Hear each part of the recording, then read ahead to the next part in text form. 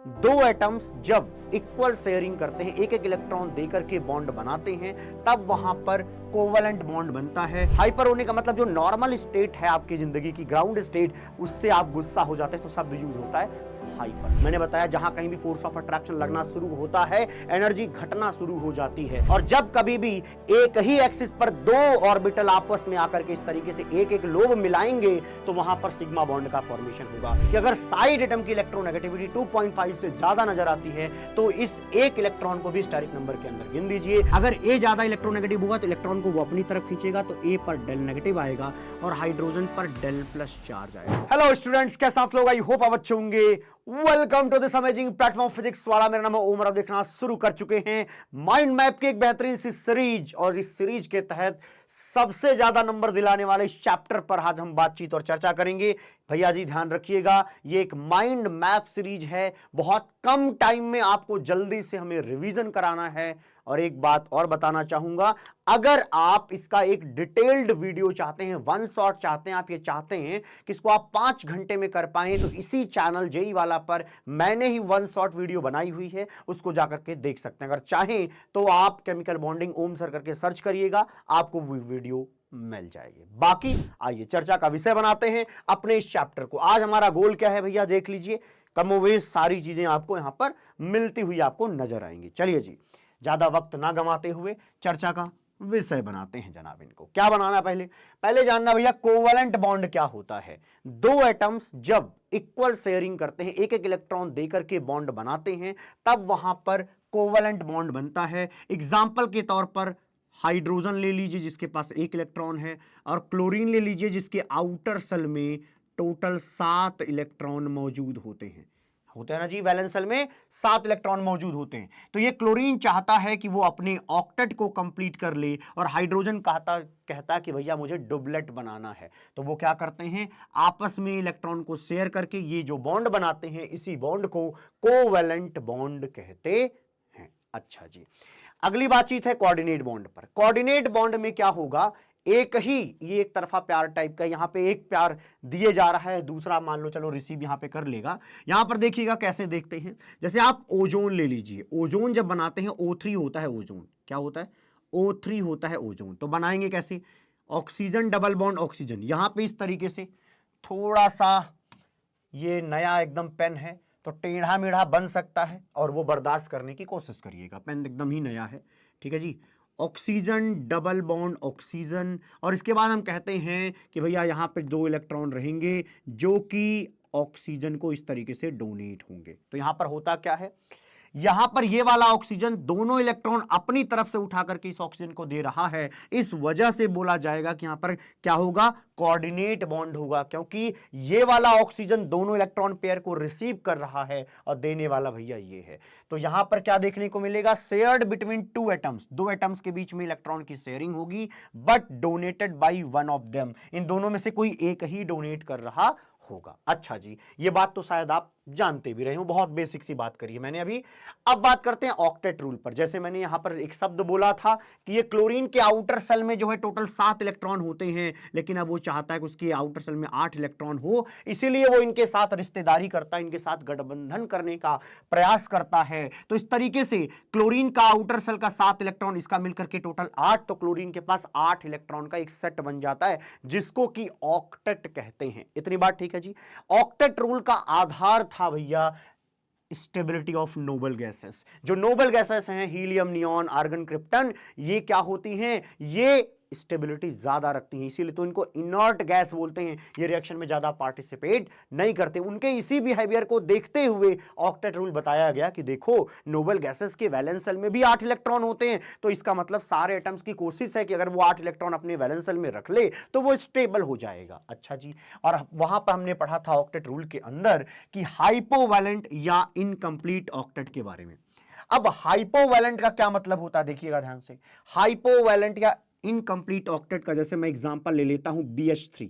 तो BH3 अगर मैं बनाऊंगा तो बोरोन, कितने हाइड्रोजन से जुड़ा होगा? 3 हाइड्रोजन से जुड़ा होगा। आपको पता है कि बोरॉन के वैलेंस शेल में 3 इलेक्ट्रॉन होते हैं और हाइड्रोजन इस तरीके से रिश्तेदारी करेगा तो देख लीजिए टोटल नंबर ऑफ इलेक्ट्रॉन कितने होंगे, बॉन्ड्स कितने हैं, 1 2 3, 3 बॉन्ड पेयर हैं तो भैया जी टोटल नंबर ऑफ इलेक्ट्रॉन जो कि बोरॉन के वैलेंस शेल पर दिखाई देगा वो 6 होंगे। मतलब बोरॉन के पास नंबर ऑफ इलेक्ट्रॉन 8 नहीं 8 से कम होंगे। जब 8 से कम होंगे तो हाइपोवैलेंट शब्द यूज करेंगे।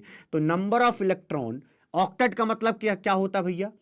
जो वैलेंस सेल के अंदर जो इलेक्ट्रॉन उसको मैं n से रिप्रेजेंट कर रहा हूं वो 8 इलेक्ट्रॉन होने चाहिए। लेकिन हाइपोवैलेंट के अंदर आपको हमेशा number of electron less than 8 दिखेगा, जैसा कि यहां BH3 में बोरॉन के केस में दिख रहा है। इसको इनकंप्लीट ऑक्टेट क्यों कह रहे हैं? क्योंकि कहां भैया ऑक्टेट कहां कंप्लीट हुआ, नहीं हुआ, इसलिए इसको इनकंप्लीट ऑक्टेट कहते हैं, क्योंकि यहां पर 8 इलेक्ट्रॉन नहीं उससे कम इलेक्ट्रॉन मौजूद है। आइए हाइपरवैलेंट, देखिए हाइपो का मतलब होता है एक जो आपका नंबर आपने फिक्स किया उससे कम नंबर है तो हाइपोवैलेंट, हाइपर होने का मतलब उससे ज्यादा। अरे जिंदगी में लोग कहते नहीं है अरे भैया बड़ा तुम हाइपर हो जाते हो, हाइपर होने का मतलब जो नॉर्मल स्टेट है आपकी जिंदगी की, ग्राउंड स्टेट, उससे आप गुस्सा हो जाते हैं तो शब्द यूज होता है हाइपर। तो यहां से याद रहेगा हाइपरवैलेंट के केस में नंबर ऑफ इलेक्ट्रॉन जो होगा 8 इलेक्ट्रॉन से ज्यादा दिखेगा जो सेंट्रल एटम होगा उसके वैलेंस शेल में। ये बात ठीक ठाक है, जानते हैं सर हमें कुछ नहीं पता, पूरा पढ़ाया करिए। अच्छा जी, PF3 की अगर मैं बात करूं तो PF3 को कुछ इस तरीके से बनाते हैं, फास्फोरस है, फ्लोरीन है, एक मिनट रुकिएगा जी। अगर मैं बात करूं भैया यहां पर हाइपरवैलेंट की तो देखिए हाइपरवैलेंट का एग्जांपल मैं ले लेता हूं PF5, जहां पर फास्फोरस जो है 5 फ्लोरीन के साथ जुड़ा हुआ है। और आपको यह बात पता होगी कि फास्फोरस के वैलेंस शेल में 5 इलेक्ट्रॉन होते हैं, 5 इलेक्ट्रॉन होते हैं, 5 फ्लोरीन के साथ एक एक इलेक्ट्रॉन लेकर के 5 कोवैलेंट बॉन्ड बनाएगा। तो इस तरीके से इस फास्फोरस के आउटर सेल पर 10 इलेक्ट्रॉन्स नजर आएंगे। अगर 10 इलेक्ट्रॉन्स नजर आएंगे तो निश्चित रूप से इसको हम हाइपरवैलेंट बोलेंगे, क्योंकि नंबर ऑफ इलेक्ट्रॉन यहां पर 8 से ज्यादा नजर आ रहे हैं। ऐसे ही होता है ऑड इलेक्ट्रॉन स्पीसीज, ऐसे स्पीसीज जहां पर odd number of electron present हो। एग्जांपल के तौर पर आप NO2 ले लीजिए, NO2 को आप बनाएंगे तो नाइट्रोजन पर आपको एक क्या मिल जाएगा जी, ऑड इलेक्ट्रॉन मिल जाएगा। बना करके देखना चाहें तो मैं यहां पर बनाकर दिखा देता हूं, N डबल बॉन्ड O, और इस तरीके से 2 इलेक्ट्रॉन डोनेट होता है इस ऑक्सीजन को और इस नाइट्रोजन पर 1 इलेक्ट्रॉन रहता है। अब इस तरीके से आपको क्या दिख रहा है, ऑड इलेक्ट्रॉन दिख रहा है, जबकि हमारा ऑक्टेट में 8 इलेक्ट्रॉन मतलब इवन नंबर होना चाहिए, लेकिन यहां पर ऑड नंबर निकल करके नाइट्रोजन में आएगा, चेक कर लीजिए, इसलिए इसको ऑड इलेक्ट्रॉन स्पीसीज कहते हैं। सर क्लियर है इतनी बात? अच्छा जी, हाउ टू ड्रॉ स्ट्रक्चर, देखो बेसिकली जो स्ट्रक्चर्स ड्रॉ करना है इस तरीके से आपको शायद आता होगा। आप फंसते कहां हैं, जब कभी भी सेंट्रल एटम पर पॉजिटिव चार्ज दिखाई दे तब आप थोड़ा डर जाते हैं। तो जैसे कि NH4+, तो NH4+ में समझिएगा जी नाइट्रोजन के वैलेंस शेल में टोटल 5 इलेक्ट्रॉन होते हैं। कितने होते हैं? टोटल 5 इलेक्ट्रॉन होते हैं। ध्यान दीजिएगा टोटल कितने होते हैं?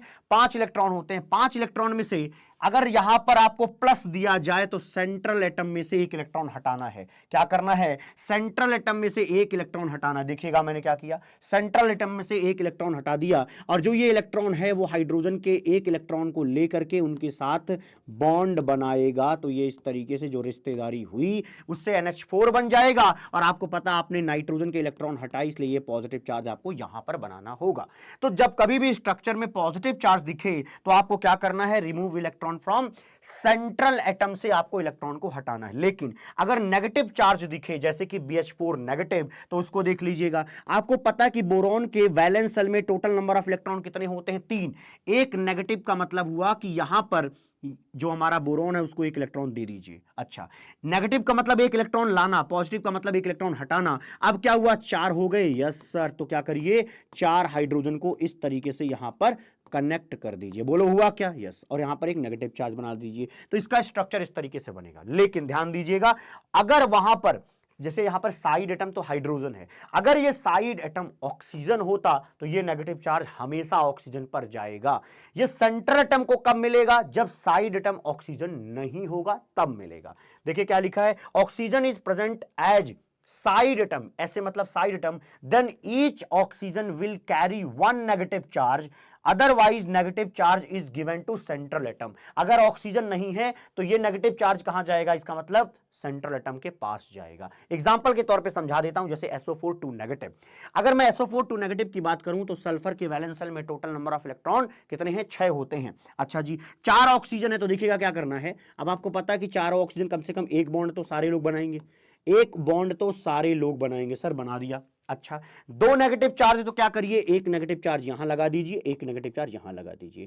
ऐसा क्यों, क्योंकि बताया गया कि अगर साइड एटम जो है ऑक्सीजन हो तो एक ऑक्सीजन को एक नेगेटिव चार्ज दे दीजिए, तो 2 नेगेटिव चार्ज थे 2 ऑक्सीजन को दे दिए। अब बचे हुए ऑक्सीजन पर क्या करिएगा, जो न्यूट्रल हैं उन पर ये इस तरीके से लगा दीजिए, पाई बॉन्ड लगा दीजिए, है ना। आगे मैं पाई बॉन्ड के बारे में बताऊंगा, सिंपली जानिए एक और बॉन्ड बना देंगे। तो इस तरीके से SO4 2 नेगेटिव का ये स्ट्रक्चर आपका बन जाएगा। आगे बढ़ते हैं जी, वैलेंस बॉन्ड थ्योरी की अगर मैं बात करूं तो ये वैलेंस बॉन्ड थ्योरी कहती है कि देखो, जब दो एटम आपस में, ध्यान से सुनिएगा, दो एटम आपस में जब बॉन्ड बनाते हैं तो एक्चुअली वो अपने वैलेंस शेल के ऑर्बिटल्स को आपस में ओवरलैप कराते हैं और उस ओवरलैपिंग की वजह से बॉन्ड का फॉर्मेशन होगा। और जब कभी भी बॉन्ड का फॉर्मेशन होगा, अरे बॉन्ड फॉर्मेशन क्या होता है, फोर्स ऑफ अट्रैक्शन का होना। और कहीं भी सृष्टि में अगर फोर्स ऑफ अट्रैक्शन लग रहा है तो उस सिस्टम से एनर्जी निकलती है। उसी बात को इन्होंने ग्राफ के तौर पर अच्छे से समझाया है। मैं आपको H2 मॉलिक्यूल की फॉर्मेशन को देखिएगा समझाता हूं। जैसे देखिएगा, ये हाइड्रोजन का 1s ऑर्बिटल है, कृपया ध्यान दें, ये हाइड्रोजन का 1s ऑर्बिटल है। मैं दूसरा भी हाइड्रोजन का 1s ऑर्बिटल ले रहा हूं। ये दोनों 1s ऑर्बिटल, आपको पता है कि s ऑर्बिटल कैसा होता है, स्फेरिकल होता है। ये दोनों आपस में ओवरलैप करते हैं, क्या करते हैं, इस तरीके से ओवरलैप करते हैं। और इस ओवरलैपिंग की वजह से देखिए कुछ ओवरलैपिंग रीजन इसके बीच में आएगा, इनकी वजह से यहां पर बॉन्ड बनता है, रिश्तेदारियां बनती हैं, ठीक है। तो इस तरीके से H2 मॉलिक्यूल का फॉर्मेशन होता है। क्या होता है, हाइड्रोजन एटम के एटॉमिक ऑर्बिटल्स 1s ऑर्बिटल आपस में मिल करके ओवरलैप करके बॉन्ड का फॉर्मेशन करते हैं। और जब वो बॉन्ड का फॉर्मेशन करते हैं तो उस समय एनर्जी निकलती है। क्या निकलती है, एनर्जी निकलती है। तो जब दो हाइड्रोजन पास आते हैं तो इतनी एनर्जी निकलती है। अब ये जितनी एनर्जी निकलती है, इसी एनर्जी को बॉन्ड एनर्जी कहते हैं। क्या कहते हैं, मेरे साथ बोलो बालक, बॉन्ड एनर्जी कहते हैं। कोई नालायक प्राणी ऐसा नहीं होना चाहिए जिसको समझ में ना आए भाई, ठीक है जी। जो यहां पर एनर्जी निकली दैट इज बॉन्ड एनर्जी। आइए ग्राफ पे देखते हैं। यहां पर मैंने इंटरन्यूक्लियर डिस्टेंस r ले लिया, यहां पर मैंने पोटेंशियल एनर्जी ले लिया है।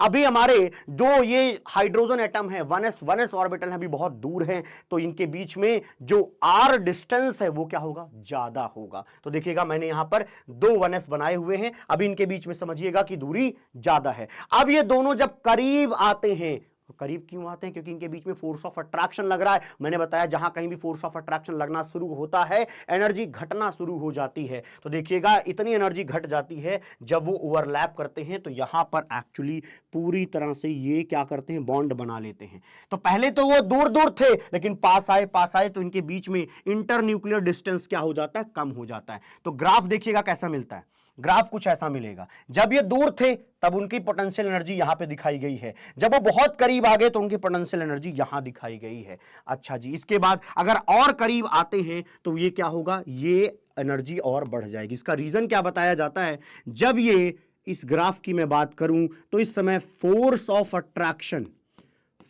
अट्रैक्शन, बल्कि FA लिख दूंगा तो समझ जाओगे क्या, बोलो हे बालक समझ जाएंगे क्या। Force of attraction is greater then force of repulsion. Repulsion किसके बीच में लगेगा भैया, जब ये दोनों करीब आएंगे, दोनों ऑर्बिटल्स हैं, ऑर्बिटल्स में इलेक्ट्रॉन की डेंसिटी होती है, तो वो इलेक्ट्रॉन आपस में रिपेल भी तो कर सकते हैं।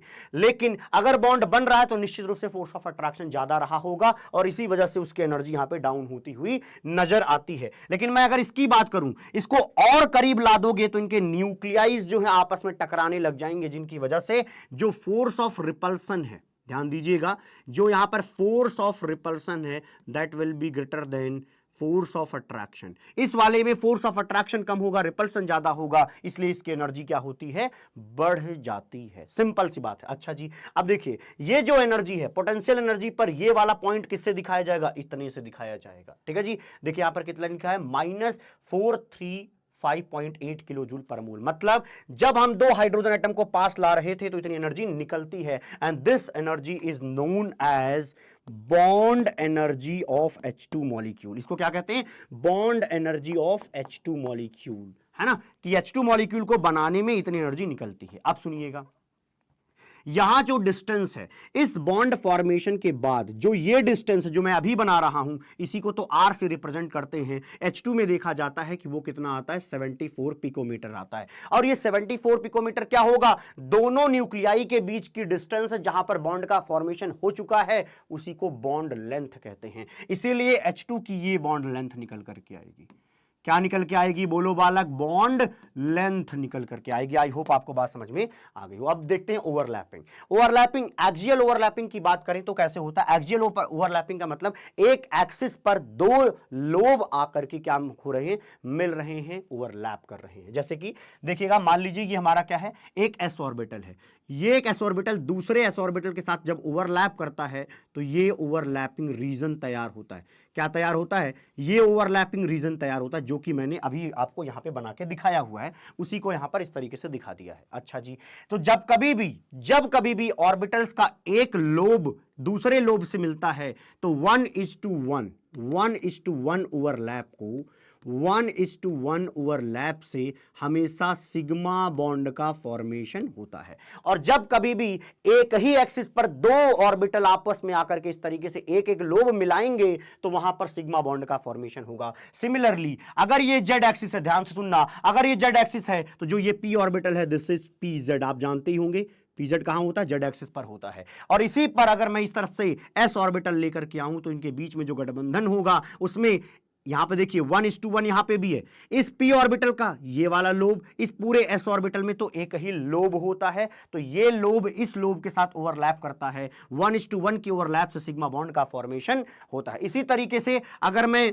ये एक पीजेड ले लूं, दूसरा मैं इधर से एक पीजेड ले लूं, दोनों पीजेड में एक एक लोब आपस में मिलेंगे तो यहां पर भी सिग्मा बॉन्ड का फॉर्मेशन होगा। अगला देखिए, लैटरल ओवरलैपिंग का मतलब समझाता हूं। जैसे यहां पर p और p क्या कर रहे हैं, इस तरीके से ओवरलैप कर रहे हैं। अगर ये दो p ऑर्बिटल इस तरीके से हो, ध्यान सुनिएगा, इस तरीके से हूं और आमने सामने से आकर के इस तरीके से ओवरलैप करते हूं, साइड वेज ओवरलैपिंग करते हूं या लैटरल ओवरलैपिंग करते हूं, तो इससे पाई बॉन्ड का फॉर्मेशन होता है। किससे, पाई बॉन्ड का फॉर्मेशन होता है। एग्जांपल के तौर पे देखिए, जैसे ये मान लीजिए ये जेड एक्सिस है तो उसके परपेंडिकुलर ये मैं कह रहा हूं ये px है, ये px ले लो चाहे py ले लो, आप जो भी कहना चाहो, ठीक है। अगर ये px है तो ध्यान से सुनिएगा, px हमने इस तरीके से ले लिया, एक दूसरा px ले रहा हूं मैं, एक दूसरे एटम का ये px, आपस में अगर इस तरीके से ओवरलैप करें कि ये ऊपर वाला लोब इसके साथ, नीचे वाला लोब इसके साथ, इसका मतलब एक p ऑर्बिटल के दो लोब दूसरे p ऑर्बिटल के दो लोब के साथ ओवरलैप कर रहे हैं, मतलब 2:2 ओवरलैपिंग अगर हो रही है तो इससे पाई बॉन्ड का जन्म होता है। क्या होता है भैया, पाई बॉन्ड का जन्म होता है। आई होप आपको यहां पे आनंद आया होगा।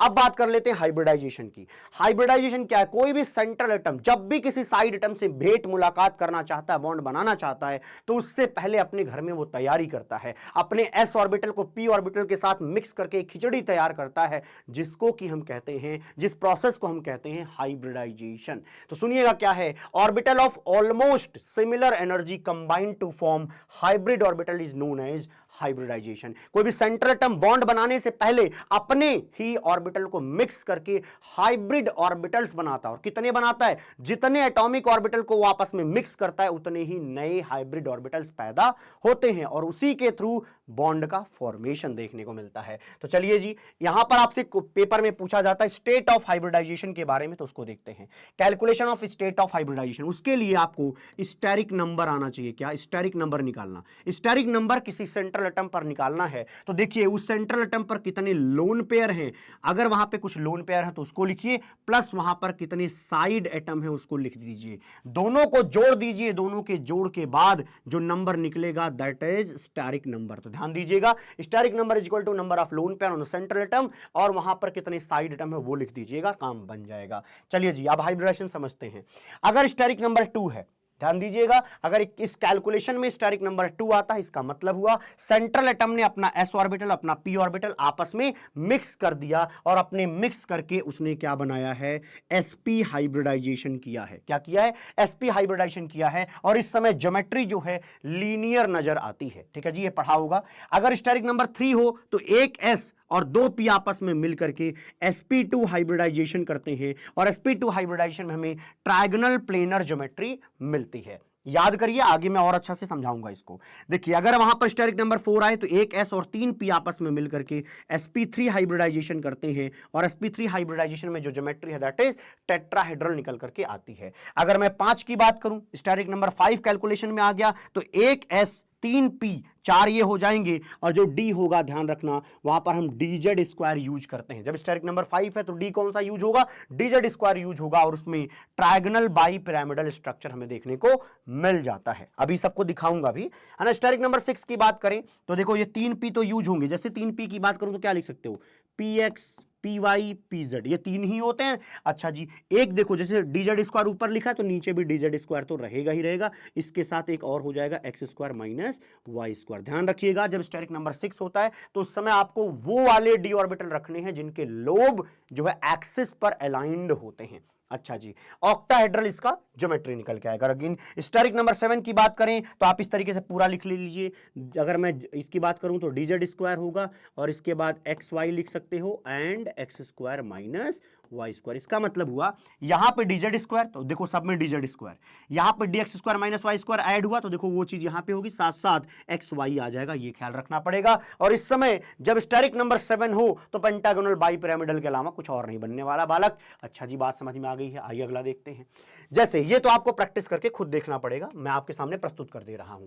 AB2 टाइप का मॉलिक्यूल का मतलब बताता हूं, पहले समझिएगा, फील लीजिएगा। AB2 टाइप में ऐसे मान लीजिए कि सेंट्रल एटम A है, साइड एटम वहां पर B है। क्या है, साइड एटम B है। अगर इस तरीके से होगा तो इसको कहते हैं कि ये सारे एक लाइन में है, इसलिए इसको लीनियर ज्योमेट्री कहते हैं। और एग्जांपल के तौर पे आप BeCl2 एंड HgCl2 देख लीजिएगा प्रैक्टिस करके। अगली चीज देखते हैं भैया, CO2 भी आएगा।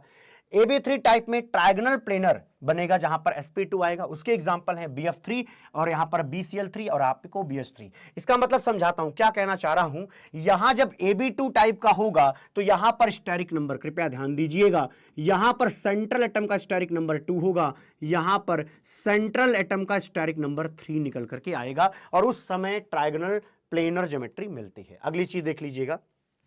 अच्छा जी, मैंने किसी के ऊपर लिख दिया क्या, कोई बात नहीं,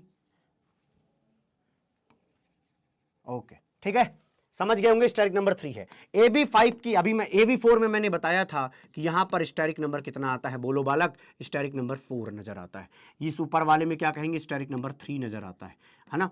तो अभी मैंने बताया था जब स्टेरिक नंबर 4 होगा, स्टेरिक नंबर 4 का मतलब क्या है देख लीजिए। अगर आप AB4 बनाएंगे तो सेंट्रल एटम A होगा, साइड एटम होंगे B, और यहां पर कोई भी लोन पेयर नहीं है। अगर सेंट्रल एटम पर कोई भी लोन पेयर नहीं है तो एक बात बताओ ना मेरे भाई, अगर मैं स्टेरिक नंबर लिखूंगा तो मैं क्या लिखूंगा, मैं लिखूंगा steric number is equal to, क्या इस पर कोई लोन पेयर नहीं, तो 0 lone pair plus 4 side atom है, तो जोड़ करके क्या होगा स्टेरिक नंबर 4। इसीलिए यहां पर sp3 हाइब्रिडाइजेशन आएगा, और उसको हम टेट्राहेड्रल फैशन में ऐड करेंगे, टेट्राहेड्रल फैशन में ऐड करेंगे। इतनी बात समझने में कोनो दिक्कत, कोनो परेशानी, कोनो समस्या नहीं होनी चाहिए बालक। अच्छा जी, इसका एग्जांपल आप CH4 NH4 प्लस करके देख सकते हैं। एक बात और जान लीजिए, यहीं पर सीख लेते हैं, जो ये थीटा आता है लीनियर के केस में वो 180 डिग्री आता है, लेकिन अगर मैं trigonal bi pyramidal, sorry trigonal planar की बात करूं तो AB3 में ध्यान देंगे तो आपको समझ में आएगा कि 3 लोगों को एक दूसरे से सबसे ज्यादा दूरी पर रखना हो तो यही तरीका, और इस तरीके में जो ये थीटा निकल के आता है दैट इज 120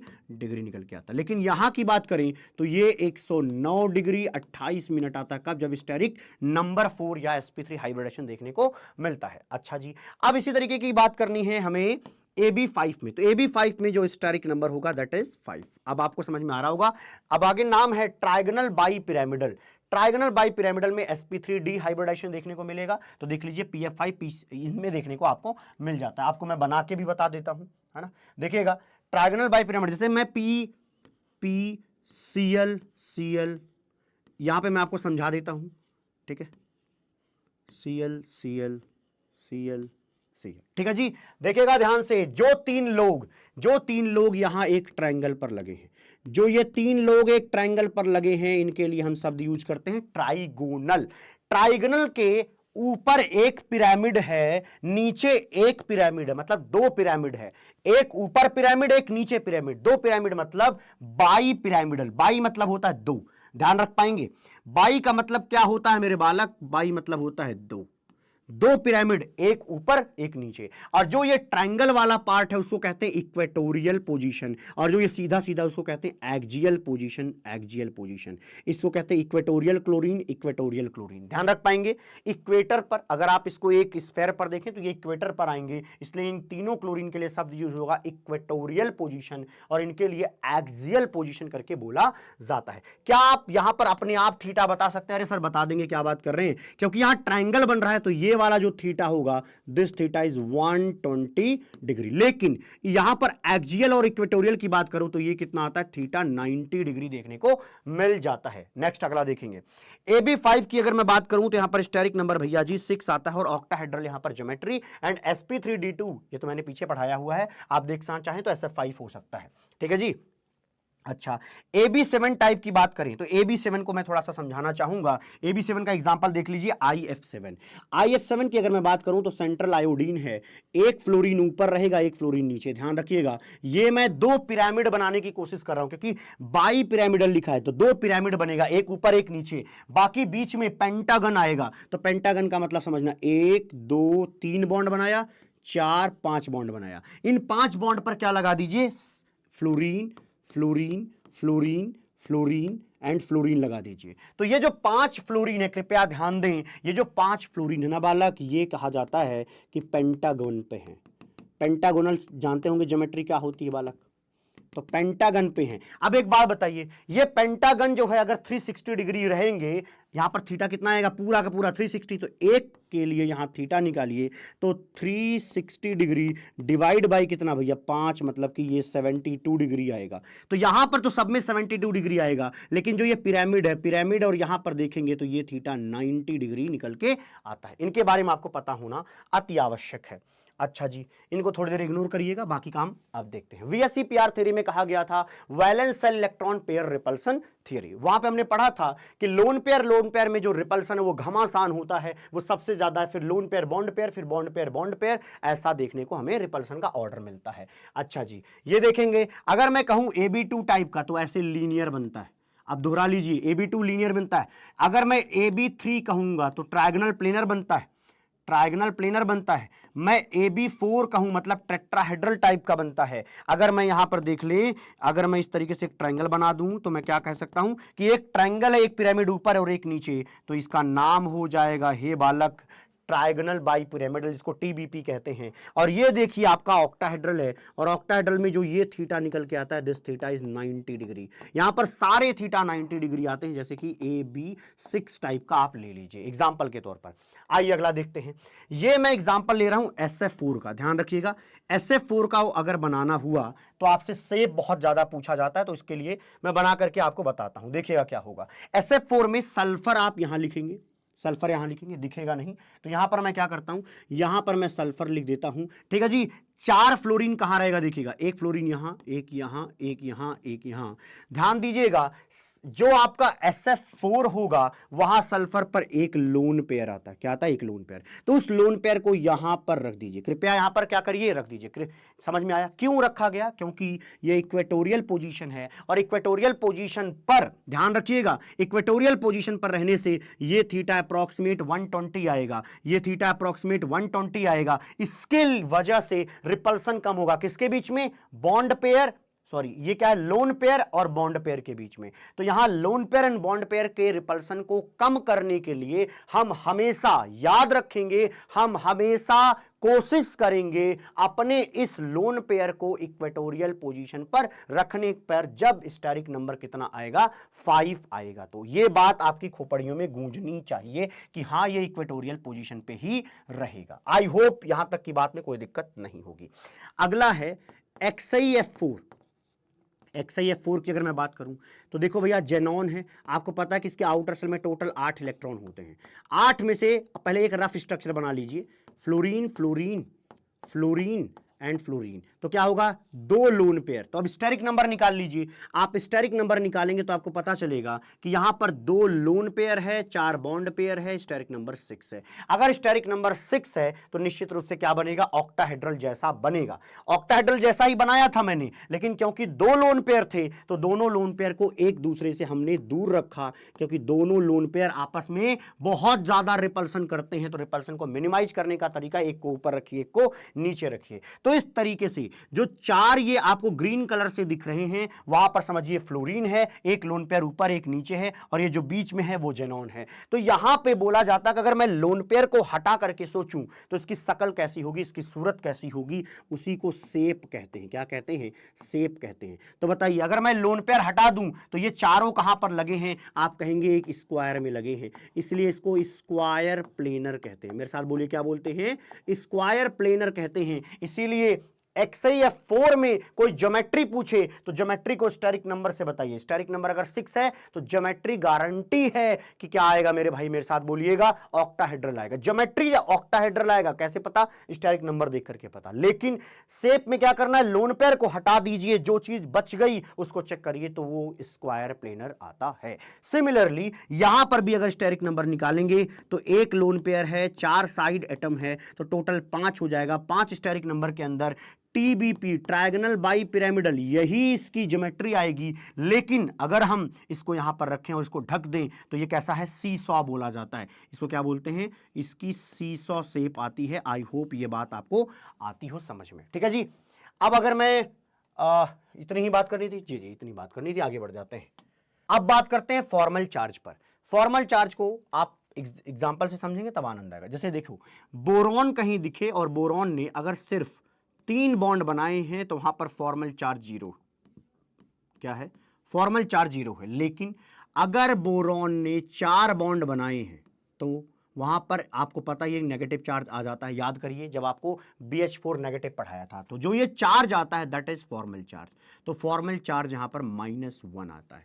बोरॉन जब 4 बॉन्ड बनाता है तो फॉर्मल चार्ज -1 आता है। बोरॉन जब यहां पर देख लीजिए 3 बॉन्ड बनाता है तो फॉर्मल चार्ज 0 निकल करके आता है। अच्छा जी, इसी तरीके से प्रैक्टिस करेंगे, बहुत आसान है ये। नाइट्रोजन के केस में, नाइट्रोजन जब, ध्यान दीजिएगा, नाइट्रोजन 3 बॉन्ड बनाता है, जब नाइट्रोजन 3 बॉन्ड बनाता है तो यहां पर एक लोन पेयर रहता है, तो इस समय फॉर्मल चार्ज तो 0 नजर आता है। क्या नजर आता है, 0 नजर आता है। लेकिन अगर मैं नाइट्रोजन पर 4 बॉन्ड बना दूं तो अभी हमने पढ़ा था कि वहां पर कौन सा चार्ज आता है, पॉजिटिव चार्ज आता है, जैसे NH4+। तो यहां पर फॉर्मल चार्ज मेरे भैया कितना आएगा, +1 आएगा। बोलो मेरे भैया कितना आएगा, +1 आएगा। आई होप इतनी बात समझने में कोनो दिक्कत, कोनो परेशानी, कोनो समस्या नहीं है। अरे है क्या, नहीं है ना। या अगर आपको ऐसा दिख जाए कहीं पे, जैसे नाइट्रोजन दिख जाए कहीं डबल बॉन्ड, सिर्फ 2 बॉन्ड बनाए हुए, तो वहां पर आ जाएगा नेगेटिव चार्ज। क्या आ जाएगा, नेगेटिव चार्ज। देखो नाइट्रोजन की वैलेंसी होती है 3, नाइट्रोजन की वैलेंसी है 3। अगर वैलेंसी से कम बॉन्ड है, जैसे यहां पे 2 बॉन्ड बने हुए हैं, तो एक नेगेटिव चार्ज लगा दीजिए नाइट्रोजन के केस में। और नाइट्रोजन की वैलेंसी 3 होती है, यहां पर 4 बॉन्ड दिखे तो एक ज्यादा है, वैलेंसी 3 बॉन्ड 4, एक ज्यादा दिख रहा है तो फॉर्मल चार्ज +1। ऐसे सोचना है नाइट्रोजन के केस में। बोरॉन के केस में बस यही 2 केस आपको जानने होते हैं। आइए सिमिलरली यही वाला मेथड अब ऑक्सीजन फैमिली में लगाइए। ऑक्सीजन की बात करूं, जब ऑक्सीजन 2 बॉन्ड बनाता है किसी के साथ तो इस पर फॉर्मल चार्ज 0 होता है, इस पर कोई चार्ज नहीं आता है। लेकिन अगर एक बॉन्ड बनाएगा तो गारंटी है कि फॉर्मल चार्ज -1 आएगा। अरे आपको पता है ऑक्सीजन हमेशा 2 बॉन्ड बनाता है, तभी उसके पास क्या रहता है भैया, इसकी वैलेंसी पूरी हो पाती है, क्योंकि इसके वैलेंसल में 6 होते हैं, 2 और इलेक्ट्रॉन लेकर उसका ऑक्टेट कंप्लीट होता है। अच्छा जी, तो उस समय फॉर्मल चार्ज 0। लेकिन अगर सिर्फ एक बॉन्ड बना है तो ध्यान रखिए हमेशा ऑक्सीजन पर -1 दिखेगा ही दिखेगा, फॉर्मल चार्ज -1 होगा। इसी तरीके से अगर ऑक्सीजन ने 3 बॉन्ड बना दिए तो ध्यान रखिए इसकी वैलेंसी होती है 2, वैलेंसी से ज्यादा बॉन्ड कितना है, 1 बॉन्ड, तो इसलिए इस पर 1+ आएगा। क्या आएगा, 1+। तो इस कंडीशन में जब 3 बॉन्ड बनाएगा तो फॉर्मल चार्ज +1 आता है। आई होप आपको ये बातें समझ में आ गई हो, इसी से आपका काम बन जाएगा, फॉर्मूले के चक्कर में परेशान होने की जरूरत नहीं है। बात करते हैं रेजोनेंस की। O3 बनाना हमें आता है। O3 बना करके आपको समझ में आया होगा कि ऑक्सीजन डबल बॉन्ड ऑक्सीजन, और ये भाई साहब इनको इस तरीके से इलेक्ट्रॉन डोनेट करते हैं, ये हम जानते हैं। अब इस कोऑर्डिनेट बॉन्ड को कोवैलेंट भी बना सकते हैं। क्या बात कर रहे हो सर, ये क्या बात कर रहे हैं आप, समझ में नहीं आ रहा है। सुनिएगा, ये जो कोऑर्डिनेट बॉन्ड है उसमें इलेक्ट्रॉन दे कौन रहा है, ये ऑक्सीजन। जो इलेक्ट्रॉन देता है उस पर लगाइए पॉजिटिव चार्ज, जो इलेक्ट्रॉन लेता है उस पर लगाइए नेगेटिव चार्ज, और कोऑर्डिनेट की जगह पर इनके बीच में एक कोवलेंट बॉन्ड बना दीजिए। तो ये कन्वर्जन आपको आना चाहिए। ये क्या है, ये कोऑर्डिनेट बॉन्ड है क्या, हाँ है। ये क्या है, इनके बीच में एक कोवलेंट बॉन्ड है, लेकिन इस समय एक प्लस और माइनस भी बना हुआ है। अब एक चीज समझिए, रेजोनेंस क्या होता है। रेजोनेंस में हम डीलोकलाइजेशन ऑफ पाई इलेक्ट्रॉन्स देखते हैं। पाई इलेक्ट्रॉन्स का समझना, ये जो नेगेटिव चार्ज है वो भी पाई इलेक्ट्रॉन्स में गिने जाते हैं। ये जो नेगेटिव चार्ज जब वो यहां आता है तो यहां जो पाई बॉन्ड होता है ना, वो दोनों पाई बॉन्ड के इलेक्ट्रॉन उठ करके इस ऑक्सीजन की खोपड़ी पर सवार होने चल जाते हैं। तो पाई इलेक्ट्रॉन के नाचने से, ध्यान से सुनिएगा, पाई इलेक्ट्रॉन के नाचने के प्रोसेस को रेजोनेंस कहते हैं। और जब कभी भी रेजोनेटिंग स्ट्रक्चर बनाइए तो पहले हमेशा सिग्मा बॉन्ड बनाइए। क्या करिए, पहले हमेशा सिग्मा बॉन्ड बनाइए, उसका स्केलेटन तैयार करिए। इसके बाद देखिए क्या हुआ है, ध्यान सुनिएगा। ये इलेक्ट्रॉन इन दोनों के बीच में आएगा तो एक बॉन्ड यहां बनाएगा, ये इलेक्ट्रॉन इन दोनों के बीच में आएगा, बॉन्ड यहां बनाएगा। अब जो पाई इलेक्ट्रॉन है वो दोनों उठकर इस ऑक्सीजन पर आएंगे तो यहां पर नेगेटिव चार्ज आएगा। क्या इस प्लस पर कोई फर्क पड़ा, नहीं पड़ा। इसलिए ये दोनों आपस में रेजोनेटिंग स्ट्रक्चर्स कहलाएंगे। क्या कहलाएंगे, रेजोनेटिंग स्ट्रक्चर्स कहलाएंगे। और इनके बीच में जो साइन बनता है वो साइन ऐसा है कि मतलब ये देखिए, इससे ये बनाया जा सकता है, इससे ये बनाया जा सकता है। समझ में नहीं आया होगा तो इसको मैं दोबारा बता देता हूं, इसको मैं भैया जी दोबारा बता देता हूं। क्या कहना चाह रहा हूं, ये स्ट्रक्चर इसमें कन्वर्ट हो गया तो इसको बनाते हैं ऐसे। और यही इलेक्ट्रॉन अगर आप यहां लेकर के आइए तो जो यहां के पाई इलेक्ट्रॉन्स है ना वो उठ करके यहां आ जाएंगे। तो इसका मतलब इससे आप ये भी बना सकते हैं। तो इसलिए रेजोनेंस का ये साइन बनेगा जो मैंने अभी आपको बना के दिखाया। अब इसी तरीके से हमें बनाना होता है क्या भैया, रेजोनेंस हाइब्रिड। कैसे बनाना है, जब कभी भी कोई रेजोनेंस हाइब्रिड बनाने को बोले तो क्या करिए, तीनों ऑक्सीजन को पहले सिग्मा बॉन्ड के थ्रू कनेक्ट कर लीजिए। सर कनेक्ट कर लिया, इसके बाद देखिए कि पाई बॉन्ड कहां कहां नाचने गया था। पहले वो यहां नाच रहा था, पहले वो यहां था, लेकिन अब देखो इस वाले स्ट्रक्चर में वो यहां है। इसका मतलब पाई बॉन्ड दो जगह नाच रहा है, कभी यहां कभी यहां, कभी यहां कभी यहां, मतलब वो एक जगह नहीं दोनों जगह अवेलेबल है। तो इसलिए एक पाई बॉन्ड को आप क्या करिए, दो जगह पर दिखाने के लिए डॉट लाइन यूज करिए। इन दोनों डॉट लाइन को आप मिलाएंगे तो एक पाई बॉन्ड बनेगा। इसका मतलब ये होता। तो इस तरीके से हमें क्या मिल गया, रेजोनेंस हाइब्रिड मिल गया। क्या बोलते हैं इसको, रेजोनेंस हाइब्रिड बोलते हैं। रेजोनेंस हाइब्रिड में आप क्या देखते हो, यहां ऑक्सीजन ऑक्सीजन में एक सिग्मा बॉन्ड है और यहां पर आधा पाई बॉन्ड है। अरे भैया एक पूरा पाई बॉन्ड यहां है, लेकिन जब यहां नाचेगा यहां नाचेगा यहां नाचेगा यहां नाचेगा तो क्या होगा जी, अरे बोलो रे बालक, यहां पे एक सिग्मा होगा और आधा पाई मतलब 0.5 पाई होगा। इसका मतलब अगर मैं इस टोटल को मिलाऊं तो 1.5 बॉन्ड ऑर्डर आएगा। क्या आएगा, बॉन्ड ऑर्डर। इसको बोलते हैं बॉन्ड ऑर्डर। अब इसको निकालने का भी तरीका है, मेरे पास तरीका वो भी है। अगर आप इस तरीके से नहीं समझ पा रहे हैं तो ये समझिए कि बॉन्ड ऑर्डर लिखा जाता है number of sigma plus pi divide by sigma. ध्यान से देख लीजिए, यहीं पर लगा करके बता देता हूं। ऐसे सिग्मा जहां पे रेजोनेंस चल रहा है तो आप देखते हैं एक दो सिग्मा बॉन्ड है जहां पे रेजोनेंस चल रहा है, दो सिग्मा बॉन्ड। पाई बॉन्ड कितने, एक ही पाई बॉन्ड है तो एक पाई बॉन्ड डिवाइड बाई 2 तो 3/2 मतलब कितना होता है जी, 1.5 होता है, 1.5। तो इसका मतलब बॉन्ड के बीच में एक तो सिग्मा होगा आधा पाई, एक सिग्मा आधा पाई। तो ये चीज यहां पे मैंने दिखा दी है। अच्छा, अगर दो लोगों के बीच में बॉन्ड ऑर्डर सेम होते हैं तो कहा क्या जाता है, बॉन्ड लेंथ सेम होती। इसीलिए अगर मान लो ये वाला बॉन्ड लेंथ x एंगस्ट्रॉम है तो ये वाला बॉन्ड लेंथ भी x एंगस्ट्रॉम ही होगा। दोनों बॉन्ड लेंथ x एंगस्ट्रॉम ही होगा। ध्यान देंगे, दोनों ही बॉन्ड लेंथ क्या होंगे, x एंगस्ट्रॉम होंगे। अब ये लग रहा है कि नए पेन से कभी नहीं पढ़ाना चाहिए, है ना, ये बीच बीच में लटक जाते हैं भाई साहब। एक्स एंगस्ट्रॉम, तो ये वाली बॉन्ड लेंथ और ये वाली बॉन्ड लेंथ क्या आएगी, सेम आएगी। शायद लॉजिकली आपको ये बात समझ में आ गई हो। अब कभी कभी पूछा जाता है कि बताओ इनमें से कौन सा मॉलिक्यूल एग्जिस्ट नहीं करता। कौन नहीं करता, उसके लिए लिखा है कि unavailability of D orbital in second period element. आपको पता है कि जितने भी सेकंड पीरियड एलिमेंट होते हैं, जैसे कि बोरॉन है, कार्बन है, नाइट्रोजन है, ऑक्सीजन है, फ्लोरीन है, ये लोग कभी भी क्या कर सकते हैं, कोवैलेंसी 4 से ज्यादा दिखा ही नहीं सकते, 4 से ज्यादा बॉन्ड बना ही नहीं सकते। इनमें भैया देख लीजिए फ्लोरीन तो एक ही बॉन्ड बनाता है, ये जितने भी लोग हैं ये मैक्सिमम हाइब्रिडाइजेशन sp3 कर सकते हैं। पता है क्यों? क्योंकि इन सबके पास सेकंड पीरियड एलिमेंट के पास d ऑर्बिटल नहीं होते, इसीलिए वहां पर कभी भी आप ऐसा हाइब्रिडाइजेशन नहीं देखेंगे।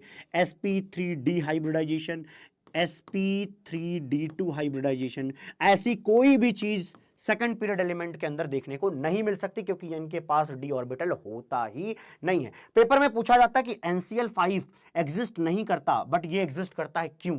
तो इसका जवाब सुनिए, यहां नाइट्रोजन पर अगर 5 क्लोरीन लगाएंगे तो स्टेरिक नंबर 5 आएगा। क्या आएगा? Steric number 5।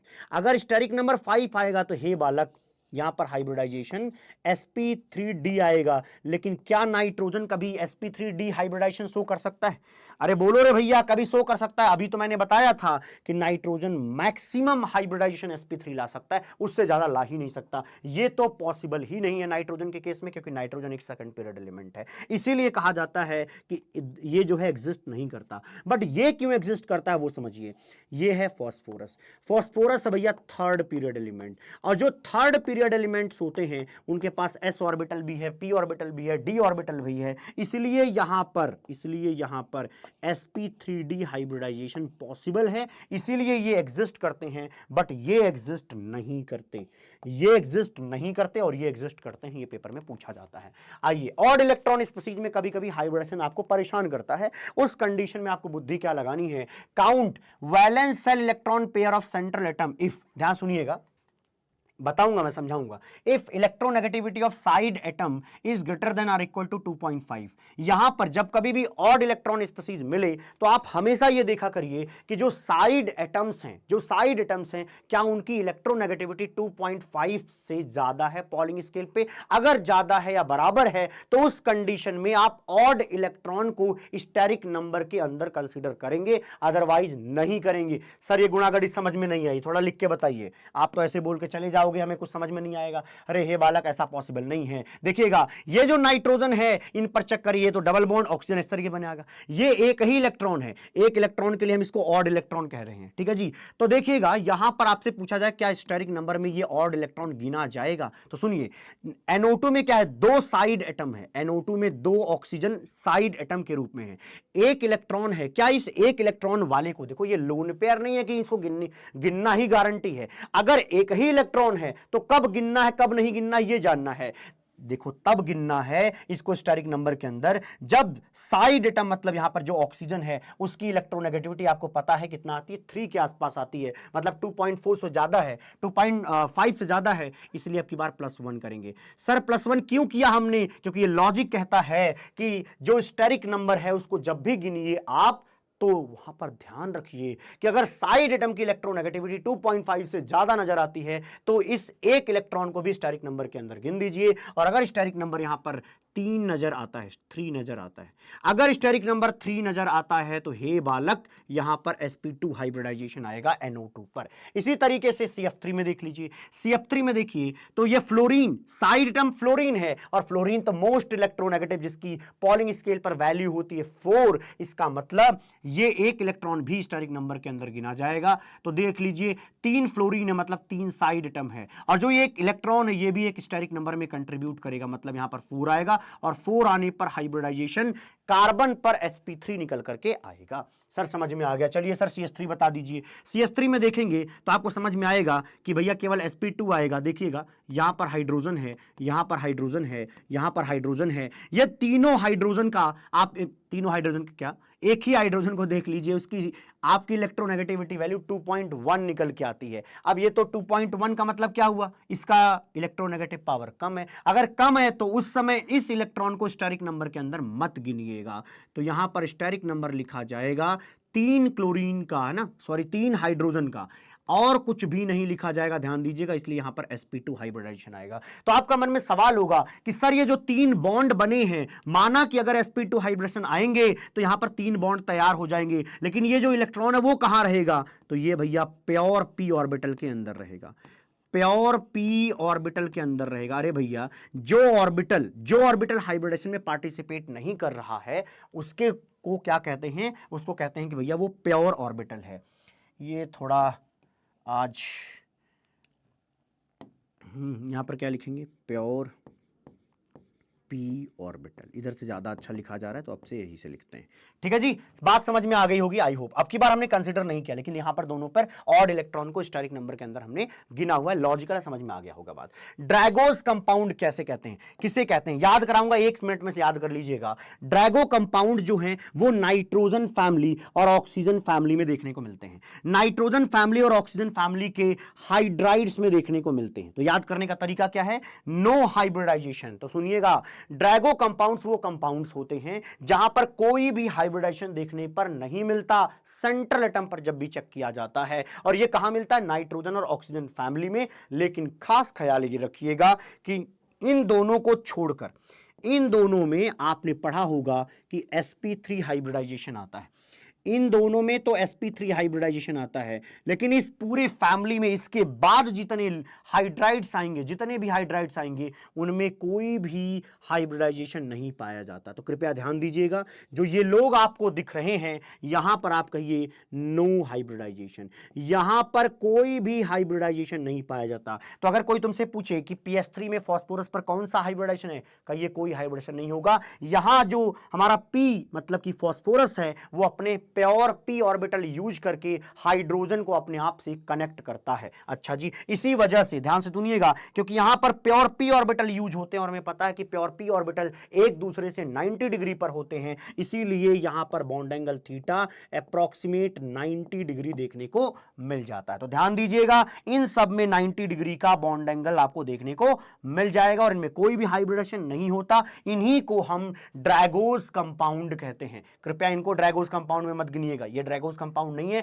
क्योंकि इनका हाइब्रिडेशन sp3 आता है, टेट्राहेड्रल इसकी ज्योमेट्री आती है, अगर आपने ध्यान से पढ़ा हो तो। अच्छा जी, आइए अब बातचीत और चर्चा का विषय बनाते हैं बॉन्ड एंगल को। बॉन्ड एंगल क्या होता है, दो बॉन्ड्स के बीच में जो एंगल है वही बॉन्ड एंगल है। निकालने का तरीका क्या, कैसे पूछा जाता है, आपको ऐसे मॉलिक्यूल्स दिए जाएंगे जहां पर कोई लोन पेयर नहीं है, तो उस समय सिर्फ एक बुद्धि लगाइएगा, that is hybridisation.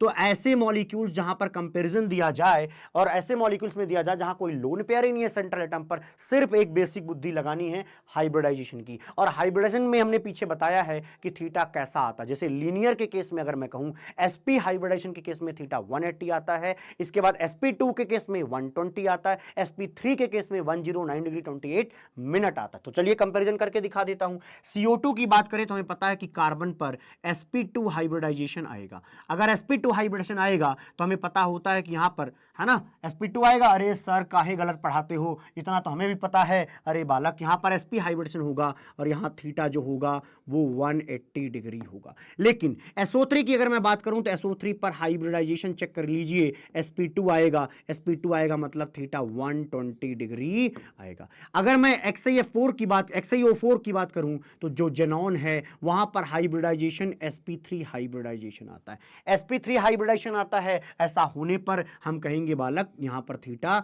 109 degree 28 minute आता है। अब बताइए, सबका हाइब्रिडाइजेशन पता है। अगर हाइब्रिडाइजेशन, ध्यान से सुन लीजिएगा, अगर आपको कि इनके सेंट्रल एटम पर कोई भी लोन पेयर ना मिले तो उनका डायरेक्ट हाइब्रिडाइजेशन निकाल लीजिए, थीटा से कंपेयर कर लीजिए, आपको ऑर्डर अपने आप आ जाएगा। बताइए ज्यादा कहां पर है, तो बॉन्ड एंगल का ये ऑर्डर देखने को मिलता है। लेकिन अक्सर यही नहीं आएगा, ये भी आएगा मॉलिक्यूल्स विद लोन पेयर। अभी हमने क्या बात करी थी, ऐसे मॉलिक्यूल जहां पर लोन पेयर नहीं है। अब बात कर रहे हैं ऐसे मॉलिक्यूल्स की जहां लोन पेयर हैं। तो उस कंडीशन में देखेंगे हम नंबर ऑफ लोन पेयर। अगर नंबर ऑफ लोन पेयर किसी सेंट्रल एटम पर ज्यादा है तो बॉन्ड एंगल थीटा की वैल्यू वहां पर कम आती है। ध्यान दीजिएगा, सेंट्रल एटम पर जितने लोन पेयर बढ़ते जाएंगे बॉन्ड एंगल उतना छोटा होता जाएगा रिपल्सन की वजह से। एग्जांपल के तौर पर CH4 NH3 और H2 सब में देखेंगे, सब में एक ही हाइब्रिडाइजेशन है, दैट इज sp3। चेक कर लीजिए, CH4 में भी sp3 है, यहां भी sp3 है, यहां पे ये भी देखिए, यहां पे दोनों बताया ही था sp3 है, इनमें भी sp3 है। लेकिन देखो यहां पर नंबर ऑफ लोन पेयर कितना है, नंबर ऑफ लोन पेयर 0 है, यहां कोई लोन पेयर नहीं है। यहां पर नंबर ऑफ लोन पेयर 1 है, यहां पर नंबर ऑफ लोन पेयर भैया 2 दिखाई देगा। बॉन्ड बना के देख लीजिए, जहां पर लोन पेयर ज्यादा है, जहां पर लोन पेयर ज्यादा है वहां बॉन्ड पेयर को रिपेल होकर के छोटा होना पड़ता है। तो यहां पर देख लीजिए ये ऑर्डर देखने को मिल जाता है। कॉन्सेप्चुअली और अच्छे से समझना चाहते हैं सर, स्ट्रक्चर बना देते तो सर एकदम प्रसन्न हो जाता मैं, बात समझ में आ जाती। तो देख लीजिए भैया, ये वाटर मॉलिक्यूल है, यहां पर लोन पेयर है, यहां पर लोन पेयर, दो लोन पेयर होंगे तो ये आपस में रिपेल करेंगे, फिर ये लोग इस बॉन्ड को रिपेल करेंगे, ये इस बॉन्ड को रिपेल करेंगे। जब दोनों बॉन्ड रिपेल होंगे तो वो छोटे हो जाएंगे, इसलिए सबसे कम वैल्यू देखने को मिलती है बॉन्ड एंगल के फॉर्मेट में। आई होप आपको आनंद आया हो। अगला देखिएगा, इलेक्ट्रोनेगेटिविटी ऑफ साइड एटम। ये केवल फ्लोरीन और इसमें लगाइएगा, ये कहीं और नहीं लगाना है, ध्यान दीजिएगा, ये सिर्फ इन्हीं दोनों में लगाइएगा, ठीक है।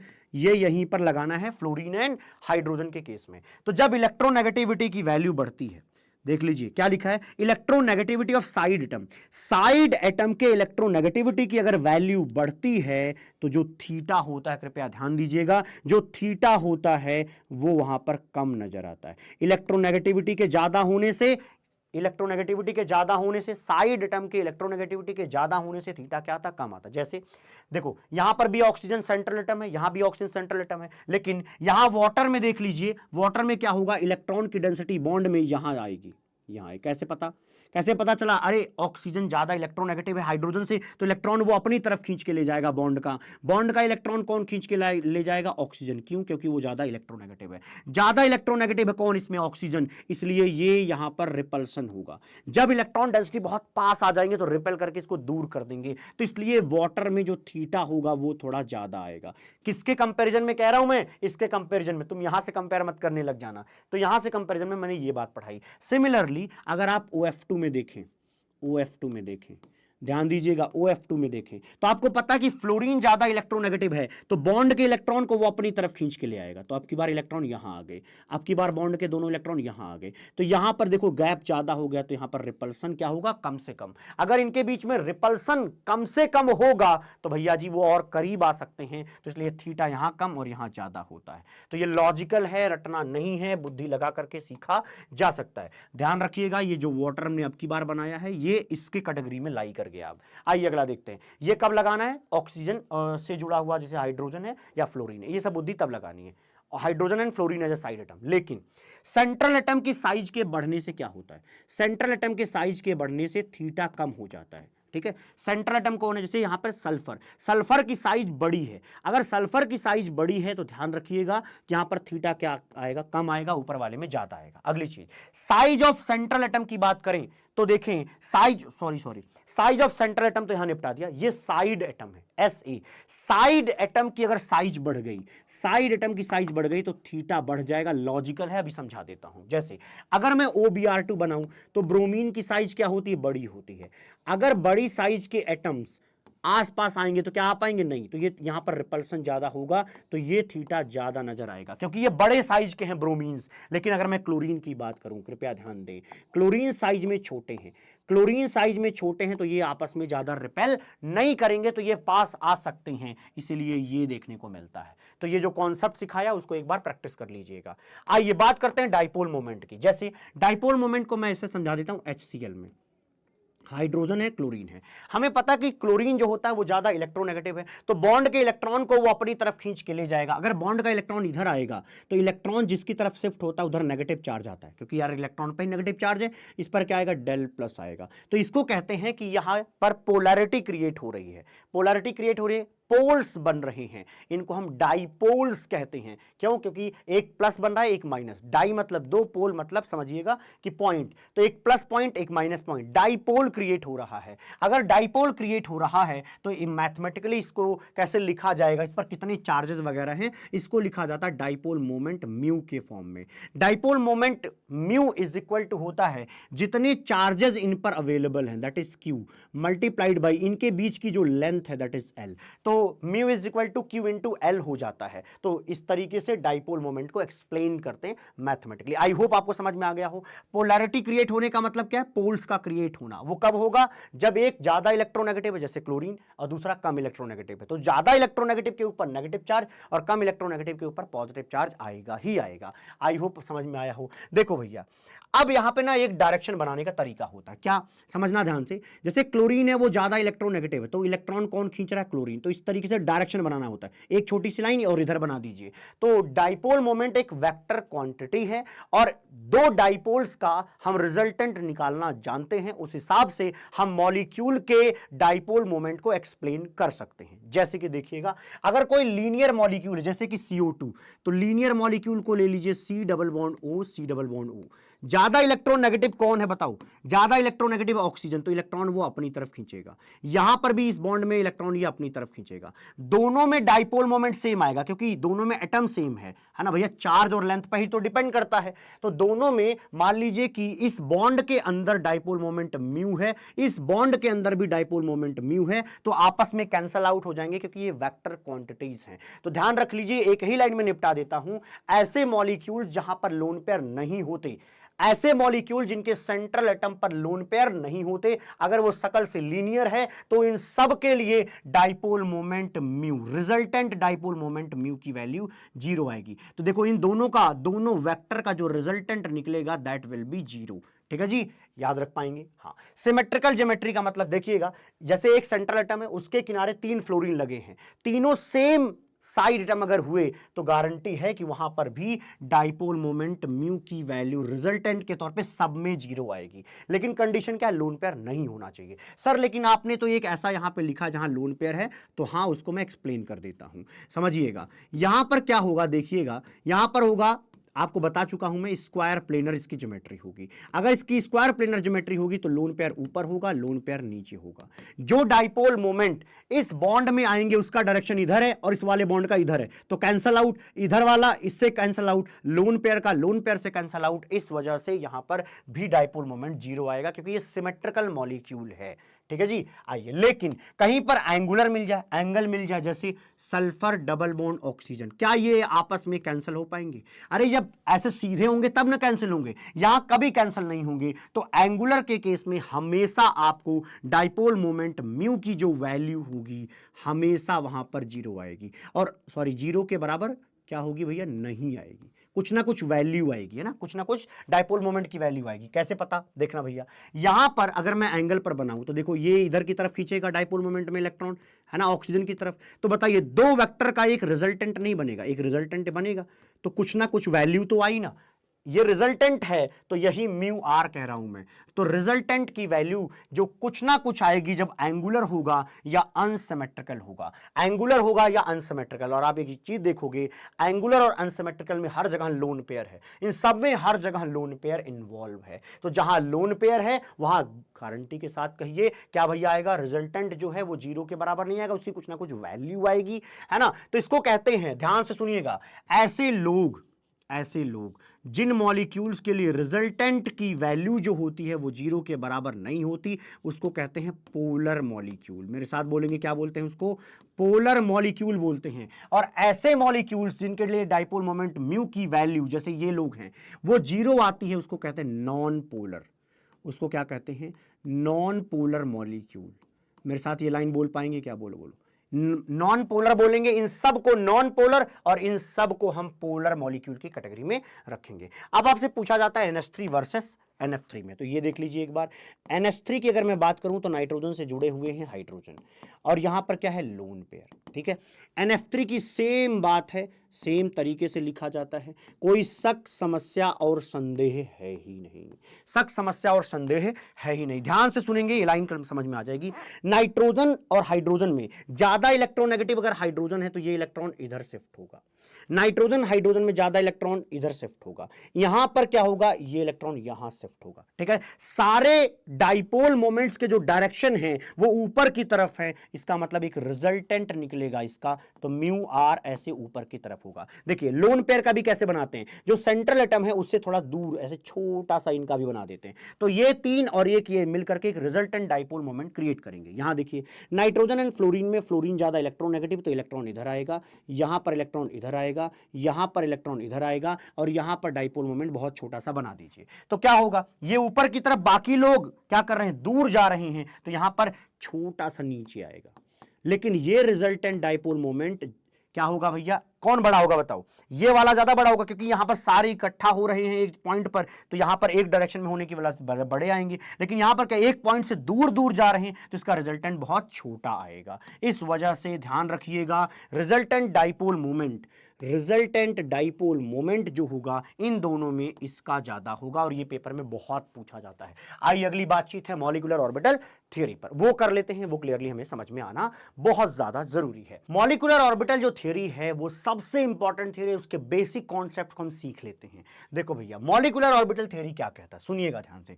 ये भाई साहब कहते हैं कि देखो भैया, दो एटम के जो एटॉमिक ऑर्बिटल्स हैं जब वो आपस में मिलते हैं तो वो एनर्जी एक मॉलिक्यूलर ऑर्बिटल की कम हो जाती है, जिसको कि हम बॉन्डिंग मॉलिक्यूलर ऑर्बिटल कहते हैं, और एक मॉलिक्यूलर ऑर्बिटल की एनर्जी बढ़ जाती है जिसको कि हम एंटी बॉन्डिंग मॉलिक्यूलर ऑर्बिटल कहते हैं। तो इसका मतलब हुआ कि बॉन्डिंग मॉलिक्यूलर ऑर्बिटल में आपको कम एनर्जी नजर आएगी, लेकिन एंटी बॉन्डिंग में आपको ज्यादा एनर्जी नजर आएगी। अब इसको समझाता हूं तब समझ में आएगा। जैसे मैं ले लेता हूं H2 मॉलिक्यूल, अगर मैं H2 मॉलिक्यूल की बात करूं तो ध्यान दीजिएगा, यहां पर हाइड्रोजन एटम का एटॉमिक ऑर्बिटल मान लीजिए 1s है, जो कि 1s1 लिखा जाता है। यहां पर क्या लिखेंगे 1s1, मैंने क्या लिया, यहां एक हाइड्रोजन एटम लिया और यहां पे हाइड्रोजन एटम लिया, दोनों के एटॉमिक ऑर्बिटल लिए 1s एंड 1s। अब उन दोनों को जब मैं ओवरलैप करा रहा हूं तो मुझे एक बॉन्डिंग मॉलिक्यूलर ऑर्बिटल मिला, एक एंटी बॉन्डिंग मॉलिक्यूलर ऑर्बिटल मिला।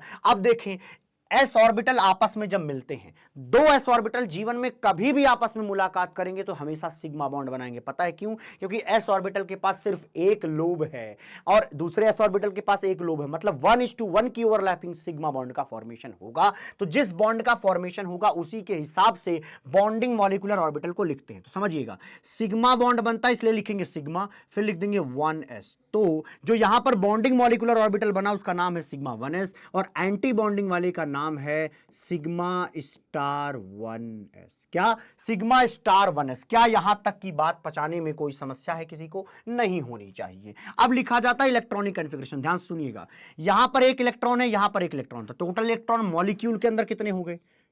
1 + 1 2, तो टोटल 2 इलेक्ट्रॉन हो गए। अब 2 इलेक्ट्रॉन का इलेक्ट्रॉनिक कॉन्फ़िगरेशन लिखना है तो क्या करिए, दोनों इलेक्ट्रॉन को यहां नीचे भर दीजिए। क्यों? क्योंकि जो कोई भी, चाहे वो एटॉमिक ऑर्बिटल हो चाहे वो मॉलिक्यूलर ऑर्बिटल हो, अगर एक ऑर्बिटल है तो वहां पर 2 इलेक्ट्रॉन रखा जा सकता है according to Pauli exclusion principle. और सुनिएगा लाइन ध्यान से, आप बाऊ कहते हैं जो लोअर एनर्जी में है पहले इलेक्ट्रॉन वहां रखिए, ये दोनों इलेक्ट्रॉन को यहां एंटी बॉन्डिंग में मत डालिएगा, बॉन्डिंग में डालिए क्योंकि उसकी एनर्जी कम है। ऐसा कौन कहता है? मेरे साथ बोलो ना, कौन कहता है? सर तो हमने सुना था आप बाऊ बाबा ये बात कहते थे। अच्छा, अगर ऐसा है तो क्या मैं electronic configuration of H2 molecule लिख सकता हूं? लिख सकता हूं। कैसे लिखेंगे? सिग्मा 1s मॉलिक्यूलर ऑर्बिटल में कितने इलेक्ट्रॉन है? 2, बस। This is the electronic configuration of H2 molecule. तो ये बात अगर समझ में आ गई तो पूरी बातें समझने में बहुत आसानी हो गई आपके। अब आइए हम निकालते हैं बॉन्ड ऑर्डर। बॉन्ड ऑर्डर का फॉर्मूला होता है number of electron in bonding minus number of electron in anti bonding, ए भी मतलब एंटी बॉन्डिंग, डिवाइड बाई 2। तो चलिए H2 मॉलिक्यूल के लिए बॉन्ड ऑर्डर निकाल कर बताइए। Number of electron in bonding molecular orbital में 2 इलेक्ट्रॉन है। अच्छा, और नॉन बॉन्डिंग एंटी बॉन्डिंग मतलब ये, यहां सिग्मा स्टार में कोई है नहीं है, मतलब 0, डिवाइड बाई 2, तो कितना आ गया? 1। और आपको पता है कि 2 हाइड्रोजन के बीच में एक सिग्मा बॉन्ड होता है, तो वही यहां पर इस तरीके से निकालकर बताया जाता है। अब आइए अगली चीज क्या है, पैरामैग्नेटिक बिहेवियर। देखो मैग्नेटिक बिहेवियर होते हैं 2 तरीके के, एक होता है पैरामैग्नेटिक, दूसरा होता है डायामैग्नेटिक।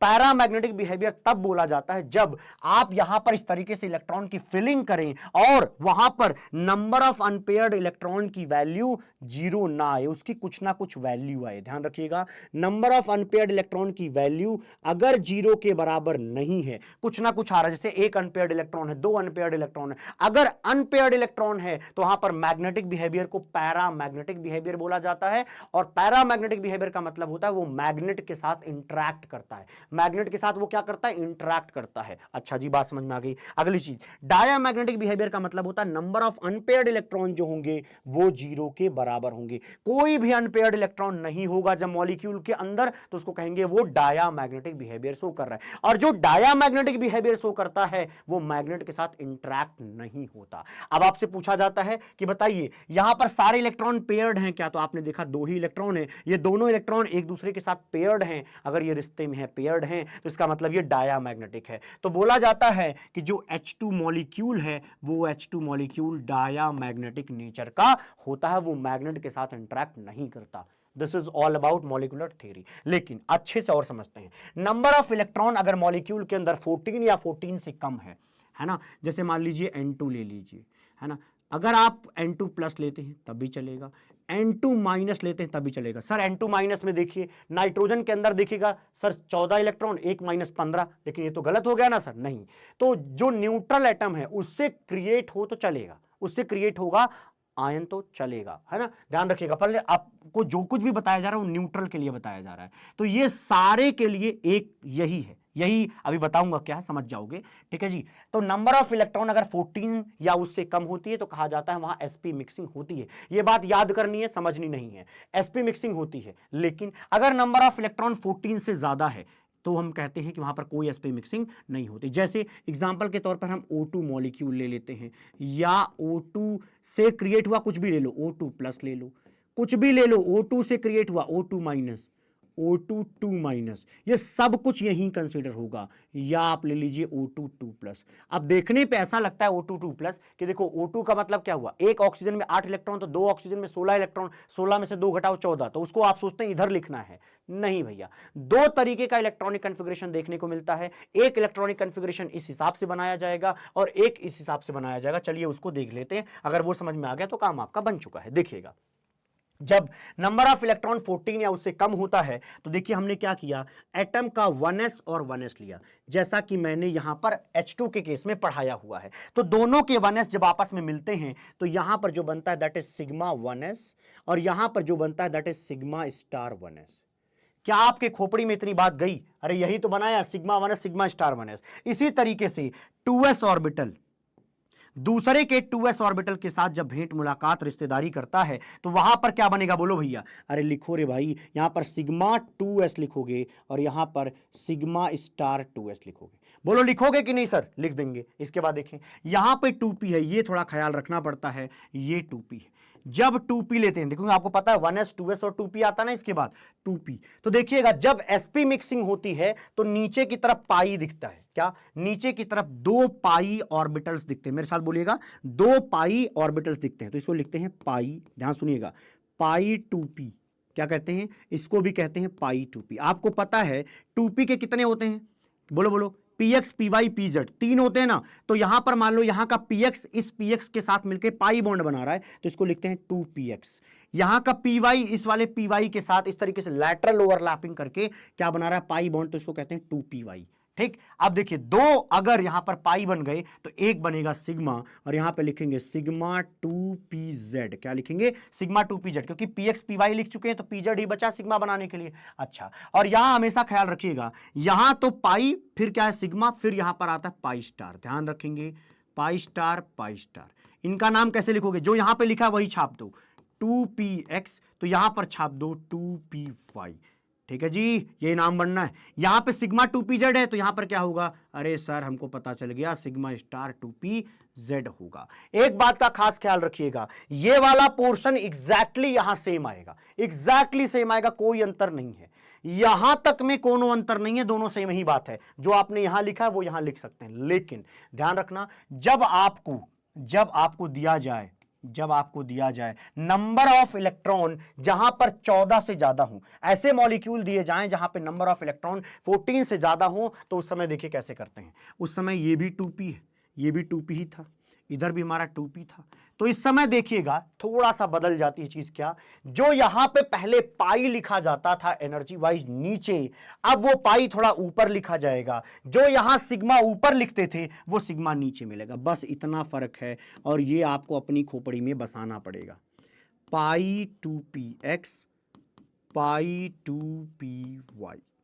ठीक है, और केवल यही अंतर यहां पे है, यहां जैसा था वैसा ही यहां पे कॉपी कर दो, ये वाला पोर्शन भी पूरा एग्जैक्टली सेम होगा। तो देख लीजिए, नकल मार लेते हैं। यहां पर लिखा है सिग्मा 2pz, तो वही नकल मार लिया। यहां पर क्या है, पाई pi star 2px pi star फिर क्या हो जाएगा जी 2py। आई होप आपको ये सारी बातें समझ में आ गई हों। सिमिलरली इसको लिखना हो तो हम क्या लिखेंगे, सिग्मा 1s, इसको लिखेंगे सिग्मा स्टार 1s, इसको लिखेंगे सिग्मा 2s, इसको लिखेंगे sigma star 2s। I hope आपको ये बातें समझ में आई हों, दुख दर्द परेशानी समस्याएं सारी खत्म हुई हों। याद हो गया क्या? याद करने के तरीके में बस इतना है कि आपको ऐसे याद करना है। देखो ये देखो इतना पोर्शन तो सेम है, मैं सिर्फ इतको बता रहा हूं। देखो 2 मॉलिक्यूलर ऑर्बिटल नीचे है तो लिखिए 2, 2 मॉलिक्यूलर ऑर्बिटल फिर 1, फिर लिखिए 1, 2 1 2 1 लिखना सीख गए। 2 1 2 1 यहां पे होगा, लेकिन यहां की अगर मैं बात करूं तो यहां देखिए 1 2 क्या लिखेंगे 1 2 फिर क्या है 2 1, मतलब ऊपर की तरफ यहां भी 2 1 तो यहां भी 2 1, यहां बस नीचे की तरफ 2 फिर 1, यहां 1 फिर 2। ये बात आपकी खोपड़ी में बस जानी चाहिए। चलिए मैं आपको N2 मॉलिक्यूल ढंग से पढ़ा के समझा देता हूं। N2 मॉलिक्यूल में देखो 2 नाइट्रोजन है तो 2 नाइट्रोजन में, एक नाइट्रोजन में 7 इलेक्ट्रॉन है तो 2 नाइट्रोजन में कितने होंगे 14 इलेक्ट्रॉन होंगे। अब 14 इलेक्ट्रॉन को मैं भर के आपको दिखाता हूं, बताता हूं, ठीक है जी। आइए देख लेते हैं, आइए देख लेते हैं 14 इलेक्ट्रॉन को कैसे भरेंगे। देखो पहले 2, फिर यहां भरिए 2 4 2 6 2 8, 8 भर लिया, फिर 9 फिर 10, आदत डालिए हुंड रूल फॉलो करने के, 10 फिर 11 फिर 12 फिर 13 फिर 14, ठीक। फिर यहां पर आप चाहें तो इसी तरीके से बॉन्ड ऑर्डर निकाल लीजिए, पैरामैग्नेटिक निकाल लीजिए, डायामैग्नेटिक। अगर मैं आपसे मैग्नेटिक बिहेवियर बोलूं तो सारे इलेक्ट्रॉन देखो पेयर्ड है, हर जगह पर 2-2 इलेक्ट्रॉन लिखे हैं, मतलब N2 कैसा है, N2 एक डायामैग्नेटिक मॉलिक्यूल है, N2 एक डायामैग्नेटिक मॉलिक्यूल है। अगर मैं यहां O2 के लिए बोलूं तो O2 में क्या होगा, एक ऑक्सीजन में 8 इलेक्ट्रॉन तो 2 ऑक्सीजन में 16 इलेक्ट्रॉन, 16 इलेक्ट्रॉन को यहां पर भर करके हमें चेक करना है। चलिए चेक करते हैं। अगर हम चेक करने जाएं तो हम कितने भर रहे हैं भैया, 16। देखना 2 2 4 2 6 2 8 2 10, 10 भरने के बाद 11 12 13 14, 14 भर दिया, फिर 15, ध्यान सुनिएगा, एक देखिए यहां 16, इस तरीके से भरेंगे। इसका मतलब O2 जो है एक पैरामैग्नेटिक मॉलिक्यूल है, क्योंकि यहां पर देखो 2 अनपेयर्ड इलेक्ट्रॉन मिल रहे हैं। अगर 2 अनपेयर्ड इलेक्ट्रॉन मिल रहे हैं मतलब वो पैरामैग्नेटिक होगा। तो इस तरीके से O2 एक पैरामैग्नेटिक है। आप इन सबको लिख करके एक बार प्रैक्टिस कर लीजिएगा, आई होप आपको आनंद आएगा। अब हमें समझना है बैक बॉन्डिंग क्या होती है। बैक बॉन्डिंग में समझ लीजिए बहुत बेसिक सी बात है, A और B अगर इन दोनों ने पहले से बॉन्ड बना रखा है और सिचुएशन ऐसी आती है कि बी के पास इलेक्ट्रॉन्स हैं, बी के पास इलेक्ट्रॉन्स हैं लेकिन ए के पास वैकेंट ऑर्बिटल है और ए का ऑक्टेट नहीं भरा हुआ है। ध्यान दीजिएगा, ए का ऑक्टेट नहीं भरा, इसको इलेक्ट्रॉन की जरूरत है, तो जिससे उसने सिग्मा बॉन्ड बनाया था वो क्या करेगा, इस बी से इलेक्ट्रॉन ले लेगा, 20 इलेक्ट्रॉन ले लेगा अपने वैकेंट ऑर्बिटल के अंदर। तो जहां पे फिल्ड ऑर्बिटल है वो वैकेंट ऑर्बिटल को इलेक्ट्रॉन ट्रांसफर करेगा। देखिए पहले से एक सिग्मा बना हुआ है तो अभी जो इलेक्ट्रॉन ट्रांसफर हुआ उससे हम कहेंगे कि पाई बॉन्ड बन रहा है। तो इनके बीच में कौन सा बॉन्ड बन रहा है, पाई बॉन्ड। लेकिन जो ये पाई बॉन्ड बन रहा है उसमें ऐसा नहीं कि एक इलेक्ट्रॉन ये दे रहे हैं एक इलेक्ट्रॉन ये, ऐसा नहीं हो रहा है, दोनों इलेक्ट्रॉन ये दे रहे हैं बी वाले, इसलिए इसको कहते हैं कोऑर्डिनेट पाई बॉन्ड। क्या कहते हैं, कोऑर्डिनेट,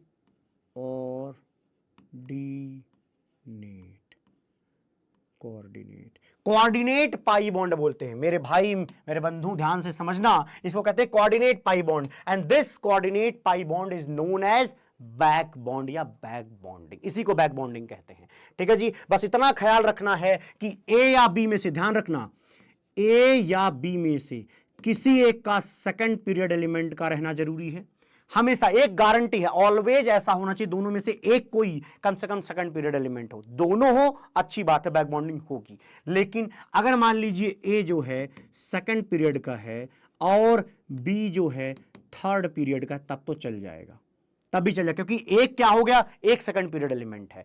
एक कंडीशन और हो सकती है, ए जो है सेकंड पीरियड एलिमेंट है और बी भी जो है वो भी सेकंड पीरियड एलिमेंट है, ये भी चल जाएगा। लेकिन कभी भी ऐसा नहीं होना चाहिए कि ए थर्ड पीरियड एलिमेंट हो और बी भी थर्ड पीरियड एलिमेंट हो। जब दोनों ही थर्ड पीरियड एलिमेंट होंगे तो उस कंडीशन में बैक बॉन्डिंग बहुत ही घटिया होगी, आप उसको इग्नोर करके चलेंगे। तो कंडीशन सिर्फ इतनी सी है जो मैंने बताया हुआ है।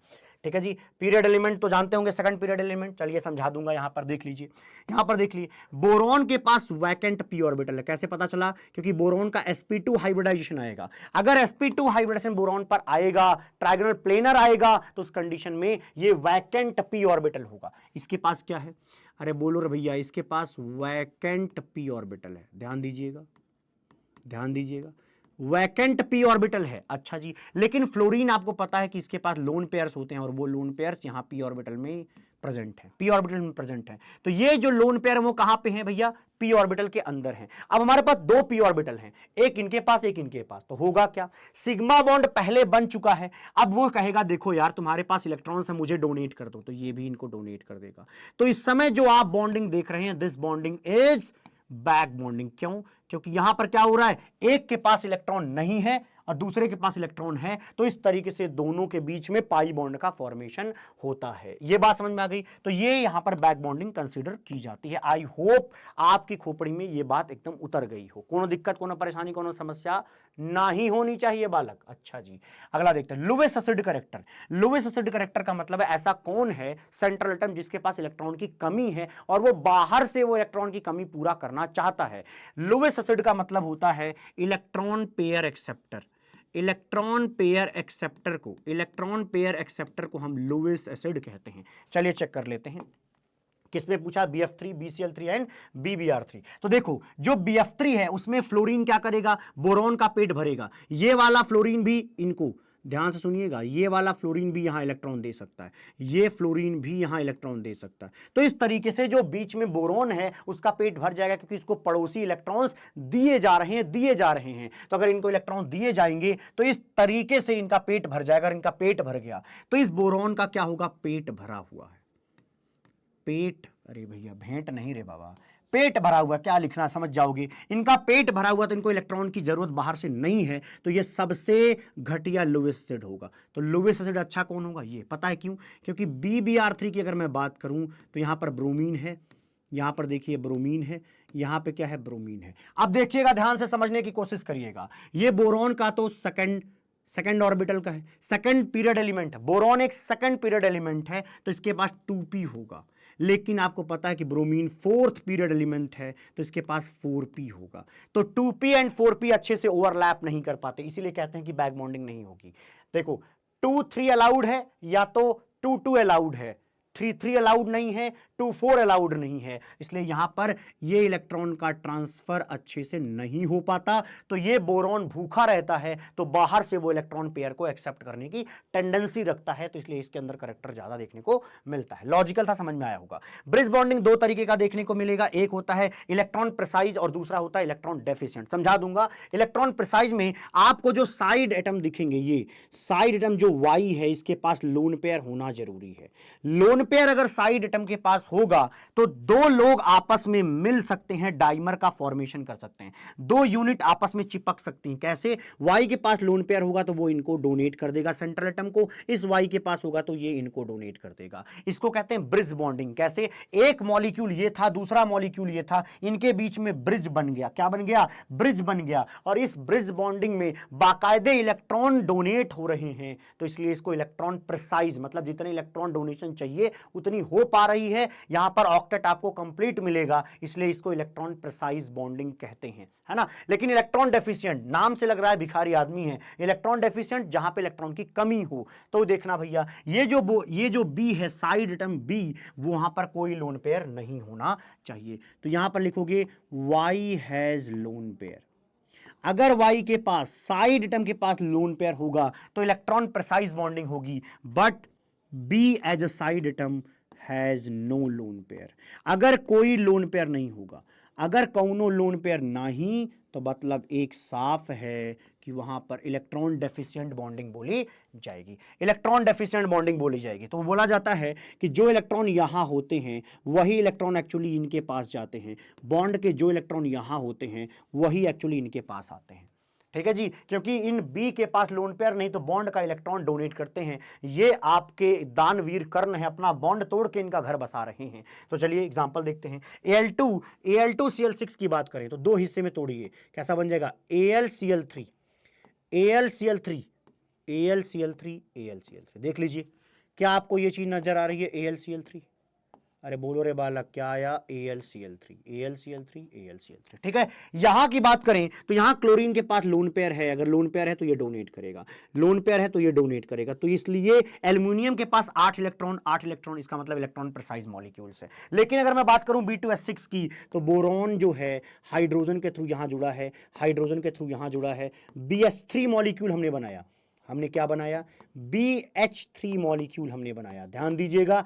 अब हाइड्रोजन के पास तो कोई लोन पेयर नहीं है, तो लोन पेयर नहीं तो क्या करेगा? बॉन्ड पेयर का इलेक्ट्रॉन इनको देगा, बॉन्ड पेयर का इलेक्ट्रॉन इनको देगा। तो इस तरीके से यहां पर इस तरीके से बॉन्ड बना के बताया जाता है। अब ध्यान दीजिएगा, ध्यान दीजिएगा भैया, ये लाइन अगली मैं जो बोलने जा रहा हूं वो पचाने की कोशिश करेंगे। एक सेंटर ये बोरॉन, एक हाइड्रोजन ये, और एक बोरॉन ये, इन तीनों को आपस में कनेक्ट करने के लिए सिर्फ 2 ही इलेक्ट्रॉन है, क्योंकि 2 ही इलेक्ट्रॉन जो यहां है वही यहां यहां कूदता रहता है। तो इसीलिए इस तरीके की बॉन्डिंग को हम कहते हैं कि 3 सेंटर है, बोरॉन हाइड्रोजन बोरॉन, 3 सेंटर के बीच में 2 इलेक्ट्रॉन है, तो 3 सेंटर 2 इलेक्ट्रॉन बॉन्ड, या इसी को बनाना बॉन्ड कहते हैं, बीबी कहते हैं। क्या कहते हैं? बनाना बॉन्ड कहते हैं, या इसी को इलेक्ट्रॉन डेफिशिएंट बॉन्ड भी कहते हैं। आई होप आपको समझ में आ गया हो। अगली चीज है hydrogen bonding, last but not the least. Hydrogen bonding में देखने को यह मिलता है कि देखो कोई जेड एटम होगा जिसके पास लोन पेयर होगा, और कोई जेड एटम वाई के साथ जुड़ा है। ध्यान सुनिएगा, जेड ज्यादा इलेक्ट्रोनेगेटिव होता है इसलिए इस पर डेल नेगेटिव आएगा और यहां पर डेल प्लस। कंडीशन को समझेंगे समझ में आएगा। अगली चीज क्या है? हाइड्रोजन जुड़ा होगा किसी ए से, और ए का इलेक्ट्रोनेगेटिव होना जरूरी है। अगर ए ज्यादा इलेक्ट्रोनेगेटिव होगा तो इलेक्ट्रॉन को वो अपनी तरफ खींचेगा, तो ए पर डेल नेगेटिव आएगा और हाइड्रोजन पर डेल प्लस चार्ज आएगा, डेल प्लस चार्ज आएगा। तो इस तरीके से जो हाइड्रोजन के ऊपर डेल प्लस है और जेड के ऊपर जो डेल नेगेटिव है, ये इनका आपस में भेंट मुलाकात प्यार मोहब्बत होगी। क्यों? क्योंकि प्लस माइनस को तो प्यार करता ही है ना। यहां पर इलेक्ट्रोस्टैटिक फोर्स ऑफ अट्रैक्शन है, और ये जो इलेक्ट्रोस्टैटिक फोर्स ऑफ अट्रैक्शन यहां पर हाइड्रोजन बीच में आता है, इसलिए इसका नाम हाइड्रोजन बॉन्डिंग है। फोर्स ऑफ अट्रैक्शन को बॉन्ड कहते हैं, लेकिन यहां पर हाइड्रोजन के थ्रू ये बॉन्ड बन रहा है, इसलिए इसको हाइड्रोजन बॉन्डिंग कहते हैं। अब प्रश्न ये आता है, ये जेड क्या पॉसिबल है, ए क्या पॉसिबल है? तो ध्यान रखिएगा, ये जेड हमेशा आपको क्या मिलना चाहिए? या तो फ्लोरीन होना चाहिए। ये जेड हमेशा आपको या तो फ्लोरीन, या तो ऑक्सीजन, या तो नाइट्रोजन, इसके अलावा कुछ होगा तो हाइड्रोजन बॉन्डिंग में कंसीडर नहीं होगा। तो ये फोन होना चाहिए, फोन होना चाहिए भैया, फोन होना चाहिए। किसका? जेड फोन होना चाहिए। अच्छा जी सर, समझ में आ गया, नाटक मत करिए ज्यादा, इतना बात समझ में आ जाती है हमें। ये जो हमारा आपने लिखा हुआ है ए, वो भी फोन होना चाहिए, या क्या होना चाहिए? या ये 3 और कंडीशन है। कार्बन sp हाइब्रिडाइज्ड होना चाहिए, कार्बन से 3 फ्लोरीन लगे होने चाहिए, कार्बन से 3 क्लोरीन होने चाहिए। तो एक ही जगह पर आप ये लिखिए, ये लिखिए, ये लिखिए, या फोन लिख दीजिए। तो ये जो आपको दिख रहा है, this is hydrogen bonding. Hydrogen bonding आपको 2 तरीके का मिलेगा, एक है इंटरमॉलिक्यूलर हाइड्रोजन बॉन्डिंग, दूसरा है इंट्रामॉलिक्यूलर हाइड्रोजन बॉन्डिंग। इंटर का मतलब 2 मॉलिक्यूल के, ध्यान से सुन लीजिए, 2 मॉलिक्यूल के बीच में, जैसे कि मैं यहां पर ले लेता हूं पैरा नाइट्रोफिनॉल। क्या? Para nitrophenol. पैरा मतलब क्या होता है? 1,4 पोजीशन, ये पहला पोजीशन, ये चौथा। तो अगर 1,4 पोजीशन पर इस तरीके से, that is para nitrophenol. Para nitrophenol में आप इसको एक तरफ NO2 इधर बनाइए, एक तरफ NO2 इधर बनाइए, समझने के लिए, समझ में पूरा आएगा, कोशिश करेंगे तो सब समझ में आता है। देखिएगा क्या होगा, देखना भैया, यहां पर ऑक्सीजन से जुड़ा हुआ हाइड्रोजन है, तो हाइड्रोजन पर क्या होगा? Del plus charge. देखिए, हाइड्रोजन किसी इलेक्ट्रोनेगेटिव एटम ए से जुड़ा होना चाहिए, ए ऑक्सीजन हो सकता है, इसलिए इस पर डेल प्लस चार्ज। आप समझिए, ये जो हाइड्रोजन है, ये इस ऑक्सीजन जिस पर कि डेल नेगेटिव चार्ज है, उससे भेंट मुलाकात करेगा, तो हाइड्रोजन बॉन्डिंग है। सिमिलरली यहां डेल नेगेटिव है और हाइड्रोजन पर हमारे डेल पॉजिटिव है, पॉजिटिव, तो इनके बीच का रिश्ता हाइड्रोजन बॉन्डिंग कहलाता है, इनके बीच का रिश्ता हाइड्रोजन बॉन्डिंग कहलाता है। तो इस तरीके से एक मॉलिक्यूल ये है, एक मॉलिक्यूल ये है, 2 अलग अलग मॉलिक्यूल में हाइड्रोजन बॉन्डिंग, तो इसको कहते हैं inter molecular hydrogen bonding. Intra का मतलब एक ही घर में झगड़ा हो रहा है जी, इंट्रा मॉलिक्यूलर हाइड्रोजन बॉन्डिंग, एक ही घर में प्यार हो रहा है, झगड़ा नहीं। Intra molecular hydrogen bonding, sir ये तो हर घर में होता है, अच्छी बात है भैया, है ना, हम लोग उसी की उपज हैं। यहां देखेंगे, यहां पर अगर मैं कहूं तो ये OH है, अगर मैं NO2 की बात करूं तो N डबल बॉन्ड O, और इस तरीके से बनाएंगे। ये है ऑर्थोनाइट्रोफिनॉल। ऑर्थोनाइट्रोफिनॉल में यहां जो हाइड्रोजन है उस पर डेल प्लस है, यहां पर डेल नेगेटिव है, तो डेल प्लस डेल नेगेटिव के साथ जब बात करेगा तो इसको कहेंगे हाइड्रोजन बॉन्डिंग। इस हाइड्रोजन बॉन्डिंग को इंट्रामॉलिक्यूलर और इसको इंट्रामॉलिक्यूलर कहते हैं। आप समझिएगा दोनों में अंतर, किसका बॉइलिंग पॉइंट ज्यादा होता है, किसका बॉइलिंग पॉइंट ज्यादा होता? देखिए, अगर यहां दो मॉलिक्यूल के बीच में अच्छा खासा प्यार मोहब्बत होगा तो ज्यादा टेंपरेचर देकर के इनको आपको अलग करके गैस फॉर्म में कन्वर्ट करना पड़ेगा। इसलिए इंटरमॉलिक्यूलर हाइड्रोजन बॉन्डिंग में आपको बॉइलिंग पॉइंट ज्यादा मिलेगा, लेकिन इंट्रा में हमेशा आपको कम मिलेगा। विस्कोसिटी की बात करें, ज्यादा विस्कस कौन होगा? ये इंटर वाला होगा, ये कम विस्कस होगा। विस्कस मतलब जानती होंगी, जैसे शहद ज्यादा विस्कस है, पानी लेस विस्कस है। अच्छा जी, मेल्टिंग पॉइंट की बात करें तो ज्यादा आसानी से मेल्ट कौन होगा? जहां हाइड्रोजन बॉन्डिंग होगी वो आपस में प्यार मोहब्बत करेंगे तो मेल्ट नहीं हो पाएंगे, है ना? तो इसका मेल्टिंग पॉइंट ज्यादा होगा, लेकिन इसका मेल्टिंग पॉइंट कम होगा। ऐसा इसलिए क्योंकि यहां प्यार मॉलिक्यूल के अंदर हो रहा है, जबकि जब आप बॉयल करेंगे ना तो क्या होगा? अलग अलग मॉलिक्यूल को उड़ाना है, हमें गैस फॉर्म में कन्वर्ट कराना है। तो भैया जी, यहां पर दो मॉलिक्यूल आपस में एक दूसरे से हाइड्रोजन बॉन्डिंग से नहीं जुड़े हैं। अगर हाइड्रोजन बॉन्डिंग से नहीं जुड़े तो इजीली ये वेपराइज हो जाएंगे। ठीक है, समझ में आ गया होगा आई होप। अगला देख लेते हैं क्या है, बॉइलिंग पॉइंट। मॉलिक्यूलर मास के बढ़ने से क्या होता है? फोर्स ऑफ अट्रैक्शन बढ़ता है, इसीलिए बॉइलिंग पॉइंट भी बढ़ता हुआ आपको नजर आएगा। ठीक है जी। अच्छा, हाइड्रोजन बॉन्डिंग के बढ़ने से फोर्स ऑफ अट्रैक्शन बढ़ता है, इसीलिए बॉइलिंग पॉइंट आपको बढ़ता हुआ नजर आएगा। एग्जांपल के तौर पे CH4 से लेकर के SNH4 तक देखो, यहां पर कोई ऐसा है जो हाइड्रोजन बॉन्डिंग कर सकता? नहीं, कहीं पे FON नहीं है। अगर FON नहीं है तो यहां पर सिर्फ पहला वाला रूल लगाइए, दैट इज मॉलिक्यूलर मास के बढ़ने से मेल्टिंग पॉइंट या बॉइलिंग पॉइंट दोनों चलेगा, बॉइलिंग पॉइंट बढ़ता है। बताइए, ये चीज एकदम सही है। तो बॉइलिंग पॉइंट का ये ऑर्डर यहां पर देखने को मिलता है, क्योंकि यहां पर कोई हाइड्रोजन बॉन्डिंग नहीं है। तो सिंपली एक रूल लगा मॉलिक्यूलर मास वाला, है ना? ऊपर से नीचे जाएंगे मॉलिक्यूलर मास बढ़ता है। लेकिन यहां पर देखो, यहां पर अगर NH3 प्रेजेंट है तो एक NH3 मॉलिक्यूल दूसरे NH3 मॉलिक्यूल के साथ हाइड्रोजन बॉन्डिंग करता है। अगर हाइड्रोजन बॉन्डिंग करेगा तो उसका भी क्या होगा? बॉइलिंग पॉइंट ज्यादा होगा। अगर ज्यादा होगा तो मैं बता देता हूं कहां पे लाई करेगा, इन दोनों के बीच में आएगा, इन दोनों के बीच में आएगा। देख लीजिए, तो यहां पर लिखेंगे कैसे? लिख दूं क्या मैं? हाँ सर, लिख दीजिए। देख लीजिए, SbS3 उससे कम आएगा NH3, बस मुझे यही बताना है। NH3 के बाद कौन आएगा जी? ASH3। ASH3 के बाद आता है PH3। ASH3 के बाद आता है PH3। तो आई होप आपको ये पॉइंट क्लियर हुआ हो कि हाइड्रोजन बॉन्डिंग ने क्या नाटक कर दिया। हाइड्रोजन बॉन्डिंग ने क्या किया? उस मॉलिक्यूल का बॉइलिंग पॉइंट उठा करके आगे कर दिया जी। तो यहां पे ये टेंडेंसी आती है। सिमिलरली H2O में भी हाइड्रोजन बॉन्डिंग है, लेकिन अब की बार जो H2O जंप लेता है तो ये H2TE से भी आगे आता है। अगर मैं इसको ढंग से प्यार से लिखूं तो मैं लिखूंगा H2TE। इससे ज्यादा क्या आता है भैया? सॉरी, यहां पे लिखना है ना H2O, नीचे की तरफ सबसे H2O, H2TE, इसके बाद H2SE और इसके बाद आता है H2S। ठीक है जी, तो ये ऑर्डर आएगा। सिमिलरली HF में भी ये जंप मार करके इसके नीचे आते हैं, तो HF में सबसे ज्यादा आएगा, फिर आएगा HI, फिर आएगा भैया HBr और इसके बाद आता है HCl। आई होप आपको यहां तक की बात समझ में आई हो। मिलते हैं आपको किसी और वीडियो में, तब तक के लिए खुश रहिए, प्रसन्न रहिए, आबाद रहिए, जिंदाबाद रहिए। But take care.